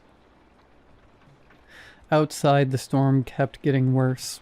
Snow was already piling against the doors of the car. Staying there meant freezing to death, so I got out. The cold hit me instantly. My shoes sank into the snow with every step as I started walking down the road, hoping to find literally anything. After what felt like forever, I finally saw a light in the distance. A house. Old, isolated, 2 stories tall with warm yellow lights glowing through the windows. I almost cried from relief. I knocked on the door so hard my hands hurt. A few seconds later, an old woman opened it. She looked to be in her late 60s, maybe older, gray hair tied back neatly, soft smile, warm eyes. "Oh my God," she said immediately. "Come inside before you freeze." The heat inside the house felt unreal. She sat me down near the fireplace, wrapped a blanket around my shoulders, and made me tea while apologizing over and over for the storm, like she somehow controlled it. Something about her was strange, though. Not creepy at first, just too friendly, too caring, like she was overly happy that someone had showed up at her house. "You can stay the night," she told me. "My son's old room is still upstairs." I thanked her at least 10 times before going upstairs. Honestly, I was exhausted enough that I probably would have slept anywhere. The room looked untouched. A perfectly made bed, shelves full of old books, clothes hanging neatly inside the closet. It didn't feel like a guest room. It felt like someone still lived there. I sat down on the bed and noticed a folded piece of paper sticking halfway out from beneath a dresser. At first, I ignored it. Then curiosity got the better of me. I pulled it out. It was an old psychiatric evaluation report. The name matched the woman downstairs. I remember my stomach tightening as I read parts of it. Paranoia, violent episodes, psychotic delusions involving her son. One sentence stood out more than the others. Patient refuses to accept that her son died several years ago. I stared at the paper for a long time. The wind outside howled against the windows. Suddenly, the entire house didn't feel warm anymore. I looked around the room again. The clothes, the books, the perfectly made bed. She hadn't preserved this room out of grief. She genuinely believed her son was still alive. I wanted to leave right then, but outside was a blizzard. My car was wrecked somewhere down the road and I had no signal, so I convinced myself I was overreacting. I locked the bedroom door and tried to sleep. I must have drifted off eventually because the next thing I remember was waking up to a deafening crash downstairs. It sounded like furniture being thrown over. I checked my phone. 3:07 a.m. At first I thought maybe the old woman had fallen. I slowly opened the bedroom door and stepped into the hallway. The house was dark now except for the faint orange glow coming from downstairs. Then I heard a man's voice, calm, talking softly. I froze. There wasn't supposed to be anyone else in the house. I moved closer to the staircase and looked down into the living room, and that's when I saw her. The old woman was lying on the floor at the bottom of the stairs. Dead. Her neck bent at an angle that made my stomach twist. Blood had spread across the wooden floor beneath her head, and standing over her was a man, tall, thin, covered in snow. He was talking to her body like she was still alive. "You shouldn't have let him stay here," he whispered. "You know what happens now." I nearly made a sound right there. Instead, I backed away from the stairs as quietly as I could and locked myself inside a small storage closet down the hallway. I covered my mouth with both hands, trying not to breathe too loudly while I listened to him moving around downstairs. Floorboards creaked, cabinets opened, then silence. Complete silence. I grabbed my phone again. Still no signal. My heart sank. Then for 1 second, one tiny second, a single bar appeared. I immediately called the police. The dispatcher answered almost instantly. I whispered everything as quietly as I could. The crash, the dead woman, the man downstairs, the isolated house in the middle of nowhere. The dispatcher suddenly went quiet after I gave him the address. Way too quiet. Then he asked, "Are you inside the Miller house?" Something about the way he said it made my blood run cold. "Yes," I whispered. Another long silence. Then he said something I still can't stop thinking about. "Listen to me carefully. Hide. Do not leave your hiding spot, and do not ask any more questions." I remember whispering, "What do you mean?"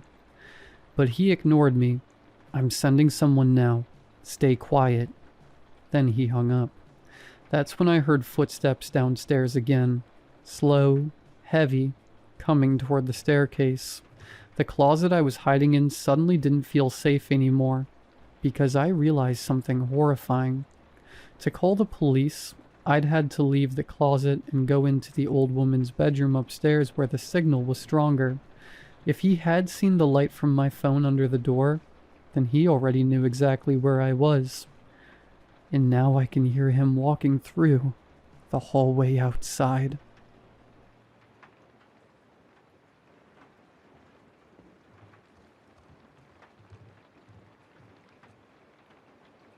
We're here in the studio, sitting in the small but sleek rented office for Parafindings LLC. It's a two-person company that my boss set up to run the YouTube channel, podcast, and other creations coming out of the Parafindings brand. Most of the ideas and creative work come from Kyle. He's the genius behind it all. I'm only on board because of my AV experience and fast video editing. That's what I'm trying to do now, sorta. I have about 8 hours of audio and video to make sense of. Luckily, all the action happens in the first 90 minutes. The rest is mostly candlelights flickering. I click back to the beginning and think of what started this all. A digital suggestion box entry telling us to go look for the Daylight Witch, along with an address to a home in Tigard, Oregon. Google Maps said it was 20 minutes from our office. Google Street View said it was a dilapidated 2-story home. Kyle decided it was a go. I pressed the play on the video. This was just supposed to be the B-roll and test footage, but it ended up being all we got. The first timestamp is from 10:04 p.m. last night when Kyle and I met up at the Daylight Witch house, captured by the clip camera mounted to my hat. The recording opens with us passing our flashlights over the boarded up front door and grated windows. My POV then shows me looking back to see if any neighbors would notice us snooping. But the house was far enough down its own driveway at the end of a tree-lined street. Privacy wouldn't be an issue. We pulled on the window grates to no avail and didn't even bother with the front door, which had so much wood nailed to it that it was basically a wall. "Let's see if our write-in was legit," Kyle said as he walked around back. He was referring to a line in the original email that mentioned we could get in from the back. He, or she, would turn out to be right. The back door had its own grated window that was reflecting some of the bright white moonlight. It didn't open easily as the wood had swelled into the frame around it, but with enough force, Kyle was able to fling it open. We entered and got to work.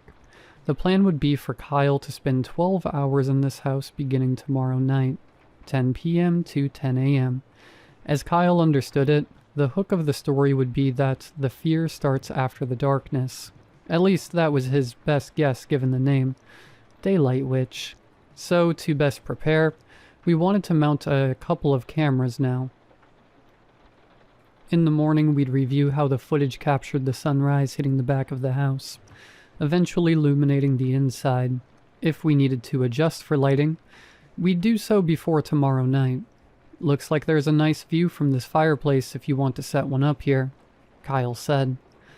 I would ultimately suggest a slightly different position for the camera that still captures most of the living room and dining area, both in the front of the house, and a view into the kitchen, positioned in the back where we just came from. We then debated setting up a camera upstairs as well, but there were 3 different bedrooms, a bathroom, and a narrow hallway connecting it all. This meant there was no obvious spot for a camera. If Kyle wanted to film up there, he would have to use the hat cam. I set up the other camera at the other end of the front room, above the dining table, capturing a different angle of the front of the house with its own line of sight into the kitchen. An interesting thing about these placements that I didn't notice at the time, because they're both at an angle, neither view shows the back door into the kitchen that we used to enter the house. My video editor now shows 3 different feeds, soon to be just the 2 mounted views as Kyle asks me to toss him the hat cam. I'm gonna film some stuff at home, like packing food and a sleeping bag and stuff. That's where the hat cam feed ends. In both mounted camera views, I see myself taking it off and throwing it to him. You ready? Kyle asks. I tell him that he can go ahead, that I want to do a couple more test shots to see how well it handles different levels of light in the space. I ask him how the streams are looking on his phone, which he can pick up when in range. Pretty crisp. Nice work. You don't have your phone to check. I didn't. I had left it in the car, parked just 15 feet from the other side of the boarded up front door. Well, don't stay too late, Kyle says before turning around into the kitchen.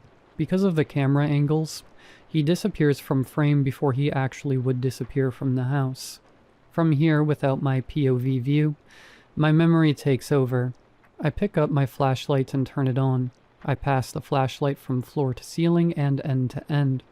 Tomorrow I'll look to see how the video quality changes from the flashlight moving in and out of view. Next, I light some candles that we brought and place them on a few surfaces, praying that none of these candles tip over while we're gone. Finally, I look around the room for a light switch and quickly spot one by the front door. I flip the 2 switches on and off and nothing happens. Not surprising in a house like this. Who exactly would still be paying the electricity here? But if there's a chance these lights work, I'm gonna want to see how they affect the video. I try the light switch by the dining room table, possibly also affecting the stairwell light, but the house remained dim. Just to check every box, I walk into the kitchen and turn on the light, and it worked. Bright, blinding light floods my view, followed by my own high-pitched scream. In front of me, up against the back door, is a tall, gaunt man, now bathed in the yellow light of the kitchen overheads. His rotting face was its own shade of whitish yellow framed by long gray hair that looked singed off in places. His eyeballs were stark white, no irises and only the tiniest black pupils, like lentils on a dinner plate. His lips were chapped to the point of blistering, with flaked skin threatening to pull away from his mouth. Out of instinct, I flick the kitchen light off, and just like that, the man is gone from view. I stand paralyzed in fear for what feels like 10 minutes. I've never been so scared and so sure I need to be anywhere but where I am in this very moment. I duck back into the front room and scan until I see my car keys on a tiny end table next to the fireplace. As I grab them, I hear a familiar click come from behind me. The radiating glow tells me instantly what I need to know. The kitchen light is back on. I call out hello to no response, which feels just as bad as if there was a response. Rather than re-enter the kitchen, I move to the closest window and look for a latch to open it, but it's been painted shut. As I trace the painted edges looking for a seam, I look beyond the glass of the window and onto the grating that's bolted onto the exterior wall. Painted seams or not, I wasn't getting out this way. The front door I don't even bother with, remembering how boarded up it was from the outside. With my back to the kitchen, I shimmy to the other end of the front room and up the stairs. However, despite being an entire floor off the ground, each window on the second story was just as reinforced as the first. The back door, I say to myself, it's the only way. I creep back downstairs and see the light spilling into the front room. I pep myself up with a few deep breaths, hoping that nothing is there when I pass into the brightly lit kitchen. But something is there. He is still there. Only this time he has one hand up in a crooked, flat-handed wave. His lips have opened into a smile showing fractured yellowed teeth. He's so frozen in this pose that the only movement comes from the slight rustling of the long black sheaths that cover his body. I turn the light off again, but this time I stay put, staring at the empty dark void that replaced the haunting pale man. I take a step towards the back door and in an instant, the light pops back on. This time his chapped lips are closed but tilted upward in a smirk, as his pale fingers hold up a pair of car keys. My car keys. I feel around for them in my pocket but come up empty. I back up into the front room and crouch into the darkness by the fireplace.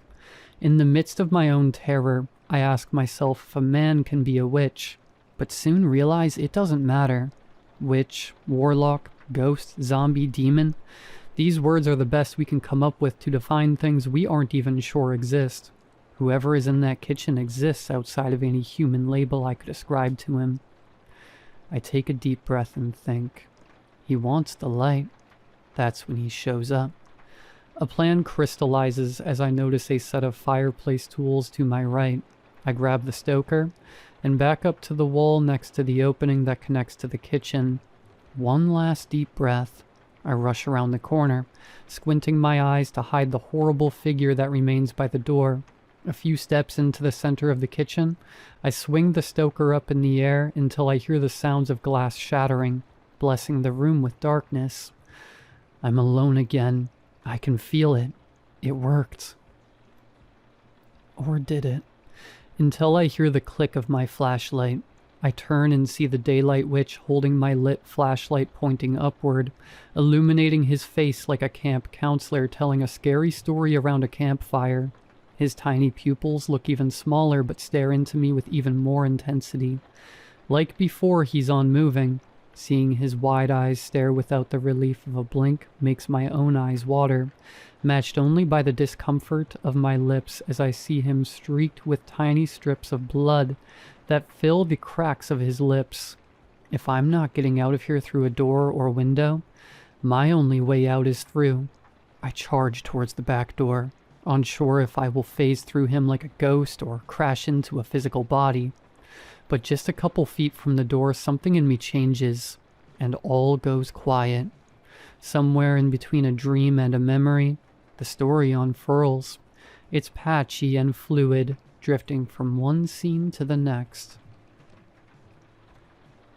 A girl, lying on dry earth with a leg bent in the wrong direction.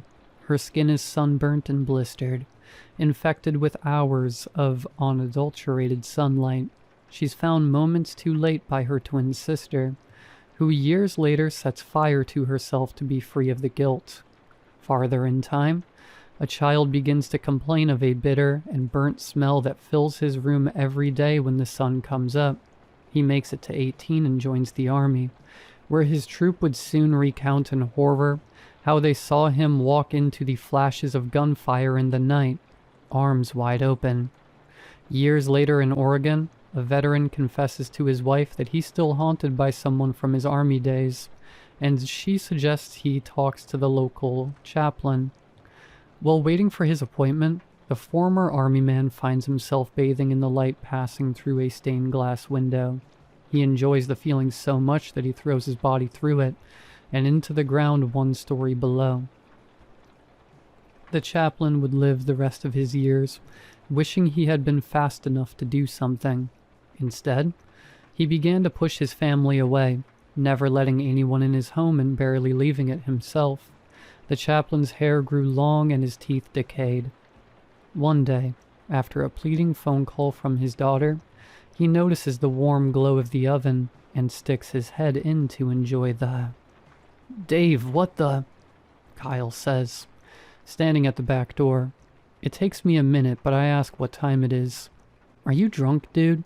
I never heard from you and saw your phone's location was still at this place." I ignore his question and ask again what time it is. "Like 6 a.m., almost sunrise. I was worried about you, dude. I threw myself out of bed to get here." Almost sunrise. Not yet. It's not yet daylight. There might still be time. I pick myself up and reach for the car keys beside Kyle's feet. As I walk to my car, I hear Kyle ask if anything happened in the house, but I don't answer. I run.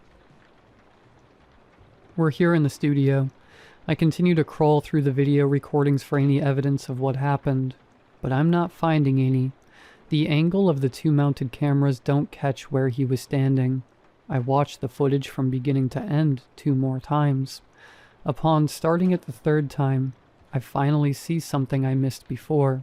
It's from my hat cam footage, when we first walked up to the back of the house.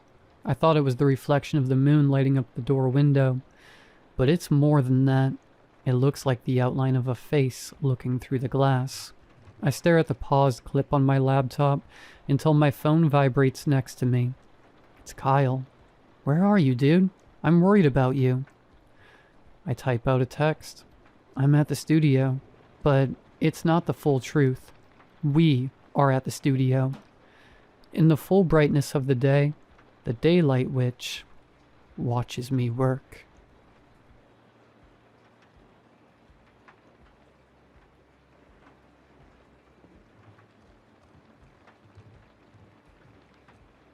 I'm a door-to-door salesman. Saleswoman, actually. But sometimes I'd like to forget that part, especially when I get another weird smile or a wink from a potential buyer. I've heard before that this job is a definition of asking for it, because if coming to your house and saying, "May I come in?" doesn't constitute imposing yourself, then what does? I came to them first, after all. I will not bore you with the details about what I sell because frankly, it doesn't matter. I will say that I'm working for a charity, mostly because it makes me feel better about myself, but also because people who will answer their door for a noble cause are slightly different from those who will do it for, let's say, cable. They're usually much lonelier. As my boss likes to remind me, I'm not there to listen to their stories. I still do sometimes because a successful sale requires building a relationship. I'm very good at it. It may not seem believable, since I'm spilling my tea onto the online void as we speak, but I genuinely love people, and they also seem to genuinely love me. This leaves me with frequent Employee of the Month awards and a ton of personal tangents that nobody else wanted to carry. I like the tangents a lot. They're usually quite endearing. Sometimes they're tearful though, and very rarely, they're scary. When I started this job, the only other girl on the team told me, "You will meet people who will want to scare you." It was the best advice and the smartest warning I've ever gotten from anyone. I try to keep that in mind whenever a certain stiffness fills the air, and they lower their voices, whenever I become painfully aware of double-locked doors and very thick walls. But I don't get scared easily, and the truth is, I don't meet people like that very often. Perhaps that's why the creepy encounters I've had hold a special place in my memory. At the risk of sounding dramatic, I have to admit that, despite what my coworker said, it's not always their intention to freak me out. Sometimes they're demented, sometimes they're scared themselves, sometimes I can't tell. Take Mr. Rogers, for instance. I met Mr. Rogers when I was checking out a new estate. We have just gotten a permit to work there. I believe I was the first one to do so. It wasn't actually new, just a couple of older apartment buildings and a lot of much, much older people. I tried to remain optimistic, but the outlook wasn't great. I love the elderly, I truly do, but they have little money and a lot of time, and as much as I enjoy their tangents, I also have to make a quota. So after I had gone through 3 6-floor buildings without even getting close to a sale, I should have called my boss and told him it's a desert. He likes using metaphors like that. I wish I'd done that, but I'm not a quitter. So I took a deep breath and rang another doorbell. Took him forever to open the door, and if not for the footsteps I heard inside, I would have left long before the hinges started to weep. He was very short, which gave him an almost comedic quality, especially next to the giant door. The doorknob was at the height of his neck. He was wearing a Saint Mary necklace, to which he unknowingly clung when he saw me, as if I were there to haunt him. I have to say I'm very tall. I smile a lot, though. His face immediately brightened when his eyes finally reached mine. "Oh, hello. Yes, please, come in," he said before I could even ask. I went inside. Can tell a lot about someone by their house. If you see enough houses, you notice most people are the same. Mr. Rogers' apartment had all the characteristics of an old person's apartment. Dark wood furniture, thick carpet, ugly curtains, framed photos standing on the cupboards. Except for the smell. It certainly wasn't dusty and old, but it also wasn't particularly good. Just very artificial. I had trouble saying if the producer went for sandalwood or strawberry. I figured Mr. Rogers had to have serious gastro problems, and probably thought a very strong air freshener did the trick. We chatted for a bit. He offered me tea, which I accepted. Normally I politely declined, but his apartment was so small that I could see everything he was doing in the kitchen from the couch. I imagined the bathroom had to be very tiny. There was one more room, but it was closed. I could see the light pouring from under the door. We sat down with the tea, and as I was listing the reasons to donate to our charity specifically, ideally by using the monthly plan, he fixed his gaze on my face and said, "You look like my wife." I glanced at one of the photos on the cupboard, a black and white wedding one. I had to admit, I was a bit similar to her. I turned back to him and almost jumped. He leaned so much closer to me in those 2 seconds that I could now watch his wrinkles from up close. I was scared if I looked into his eyes, I'd see a predator. But I only saw an inspector, as if he was checking if my nose was exactly as straight as hers. It was worse, somehow. Then he just leaned back and smiled. I suddenly noticed how white his eyebrows were, and how most of his wrinkles writhed around the corners of his eyes. I recently noticed the first laughter lines on my face, too. I smiled back at him. "I'll show you the photos," he said. "She was very pretty." With that, he got up and went straight to the bookshelf. I suppressed a sigh. I know it sounds like a TV trope, but I can't overstate how often the elderly show me their photo albums. As long as I still close the sale, I'm fine with it. But I wasn't sure about this one, and even though he seemed rather sweet, I wasn't looking forward to being compared to his wife anymore. "Here," he said, handing me the album. "You can browse, and I'll look for my wallet in the meantime." I looked up. "Oh, sir, I'm sorry, but we don't take cash," I said. It's always the first thing I mention, but people, especially old people, forget. "I know, you need the bank account number," he answered, fumbling through his stuff. "I have it in my wallet. I'm not good at technology like you kids these days." I tried not to show my surprise. I focused on the photo album instead. There weren't really any recent ones, and you know how time likes to pester old photos. But even in those blurry pictures, I very easily recognized myself. I was holding the album so tightly that my knuckles turned white. Her nose really was as straight as mine. "Can't find it, I'm afraid," he sighed. "Must be in the bedroom." He just stood there, looking at me hopelessly. In my line of work, you have to learn very quickly how to recognize excuses. Confrontation is scarier than death, and people will do everything to avoid it. So if after a 20-minute chat they suddenly don't have any more time for all the formalities, they're lying. I have encountered the most elaborate and idiotic excuses, but no experience could have prepared me for leaving the wallet in another room. It surprised me so much, I didn't know what to say.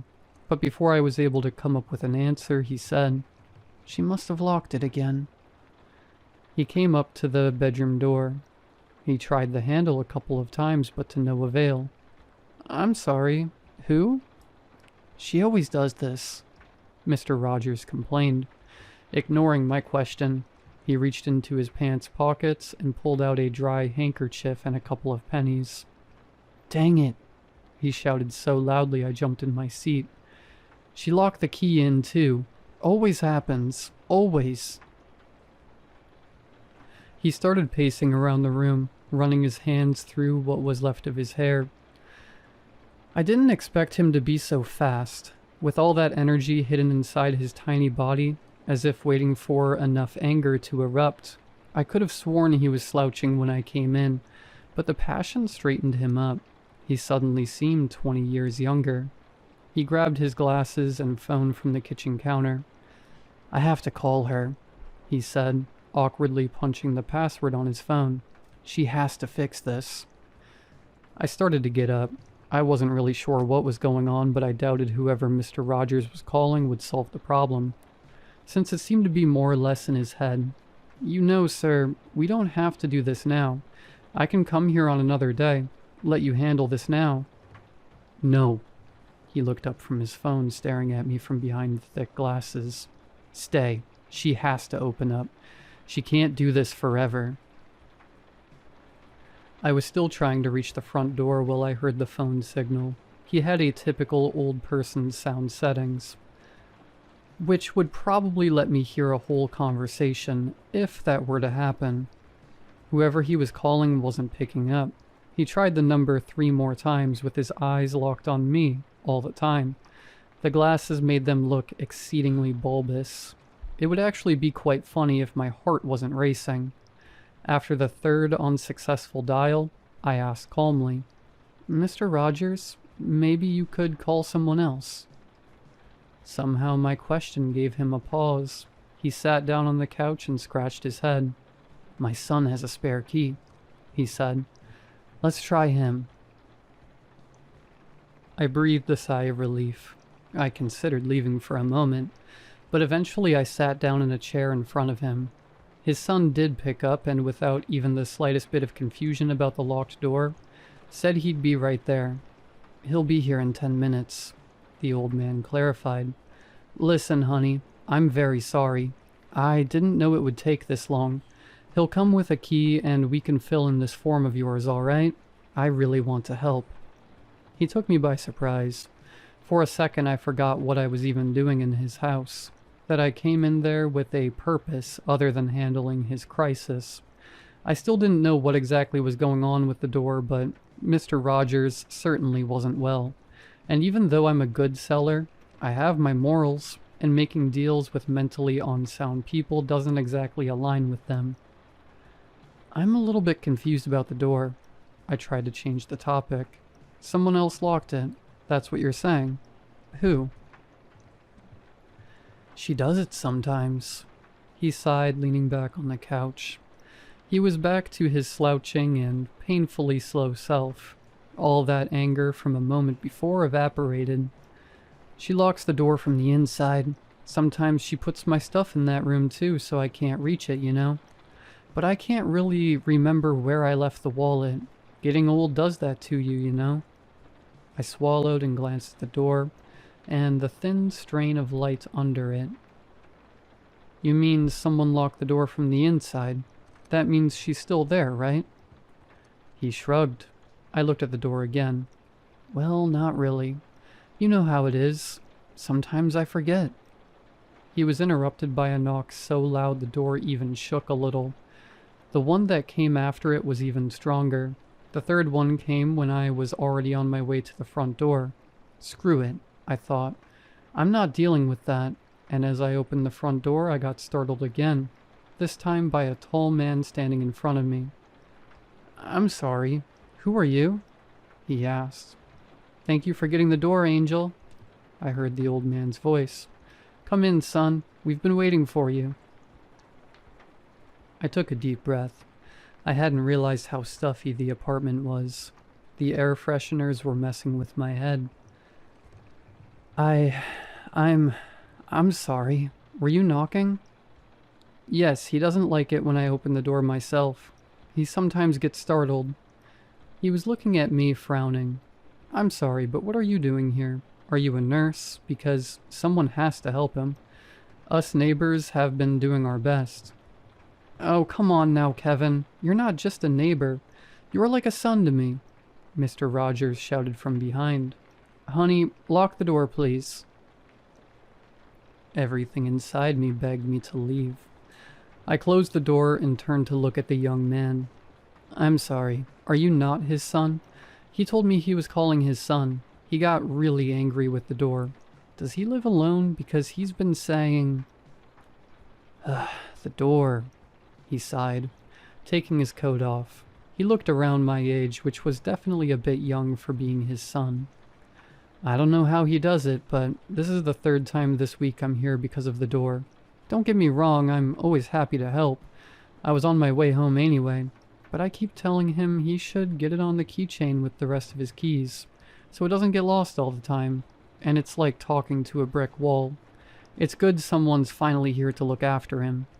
He glanced at me. "You're a social worker, right? Not a nurse?" "I'm actually..." "Enough chit-chat, kids. Kevin, please give me the spare key," commanded Mr. Rogers. "I'm not going to do that, sir, because you're going to lose it again," the man said, taking a key out of his bag. "But I'll open the door for you. Here you go." I held my breath as he turned the key and pushed the door open. The room looked painfully ordinary.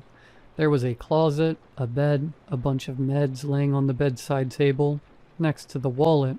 It was just like any other bedroom of an old person. The only weird thing was the air freshener smell that was evidently coming from there. So strong that I gagged when the first wave hit me. Most importantly of all, the room was empty. "Thank you, son," the old man said, smiling at his visibly tired neighbor. "Now, dear, here's my wallet," he said, coming inside and picking it up from the table. "We can finish the formalities now. And look, my key. She did it again." He turned in my direction, showing me a key triumphantly. After all these years, she's still trying to beat me. Kevin gave an exhausted look. "All right, sir. I gotta go," he said, heading to the exit. "Wait," I called after him. He turned around. "Can we talk? I'm not a social worker. I'm a charity worker. Well, okay, that sounds misleading. I mean, I'm from..." He stopped in his tracks with a puzzled look on his face, but suddenly something must have clicked, because he interrupted me saying, "Oh, I knew I'd seen you before. You look like the woman in the photos." He pointed at the one on the cupboard. "Very strange. Are you her granddaughter or something?" "What do you mean, am I her granddaughter?" I asked. I was reaching my limit. "No, I am not his wife's granddaughter, for God's sake. Do you really think I wouldn't have mentioned that before?" Kevin frowned and looked over my head. Mr. Rogers was still in the bedroom, going through his wallet. "That's not his wife." He lowered his voice. I shook my head. "I'm sorry, what?" Kevin sighed. "It's not him either." He continued, pointing at the photo. "Look how tall the groom is. People shrink, but not like that." I looked at the photo. The woman was over a head shorter than the man. I felt very stupid all of a sudden. Who are they then? His family? Old friends? He shrugged. "I don't know. Don't ask about the man. He gets mad when I do. He only ever talks about her." "All right, Mr. Rogers. I really have to go." he said louder this time. Maybe he doesn't have any nice photos of himself to put up, he added, turning to me again. It's only one photo on the cupboard. It's not like he has an album full of those. Wait, what? He left before I could utter an answer. When Mr. Rogers finally found his bank account number, I was already on my way out, apologizing for the trouble and promising I'd come back later. But I really had to go. I was worried he was going to follow me, but when I heard the key turning in the lock behind me, I breathed out, clutching the thing in my pocket. I left the building as fast as I could, and called my boss to take the rest of the day off. Back home, I took the folded photo out of my pants and carefully straightened it out. I was lucky it didn't fall apart after being tightly stuck in my pocket for so long. Even on a pawed, cracked surface, the woman was still distinguishable. I feel like I need to stress here that I don't normally steal from old people's photo albums, but I also don't normally see photos of people looking exactly like me. If I hadn't snatched it when he was going through his things, the story would have ended on that, and I would have probably discarded him as another senile old man who managed to scare me just because he caught me off guard, if only she didn't look exactly like me. The internet wasn't very helpful at first, but I kept digging, and after I put it through a couple of different reverse search engines, I finally found something. It was a scanned article from 50 years ago about an unsolved case. I used to think things like that didn't just get forgotten, but most of them do. A few hours later, I decided to go and see Mr. Rogers again. It was very stupid of me because there was very small chance I'd meet Kevin again, but it was the middle of the night. He was probably asleep, and I really couldn't help myself. I jumped in the car, bursting with excitement. When I got there, I had to sit for a moment in the parking lot to calm down. I had to be very careful and quiet, and those aren't my strong suits. I can seem a little impulsive, I know, but you have to understand that I never do this on my first visit. After I get invited inside, which is a must-do of course, I always like to snoop a little before committing to it. Look at their belongings, see if they live alone, if they have anyone that will actually mourn them when I'm done. Usually they do, so I leave them alone, but Mr. Rogers was practically asking for it. He was sleeping when I got inside. He looked very peaceful and innocent, the same as before, and I almost got fooled by it again. But I'm not of a faint heart, and I had learned to trust my instincts, so I didn't hesitate for long. I stayed in the apartment for a while after. There was still something that was bothering me, and I wanted to at least try and find it. I did, after a while. I found where the smell was coming from. There was a small box tucked under the bed, filled with dozens of various air fresheners. Inside it, tucked in like a treasured emblem, was her finger, all wrinkled and dried up. I couldn't smell it at all. The air freshener's odor was so strong it made my head spin. I lay down and closed my eyes, and for a while I just rested there, trying to get rid of the nausea. I imagined what she must have felt, with her only part left whole being this one bony finger. No wonder she closed the door so often. I would protect my parts like that too.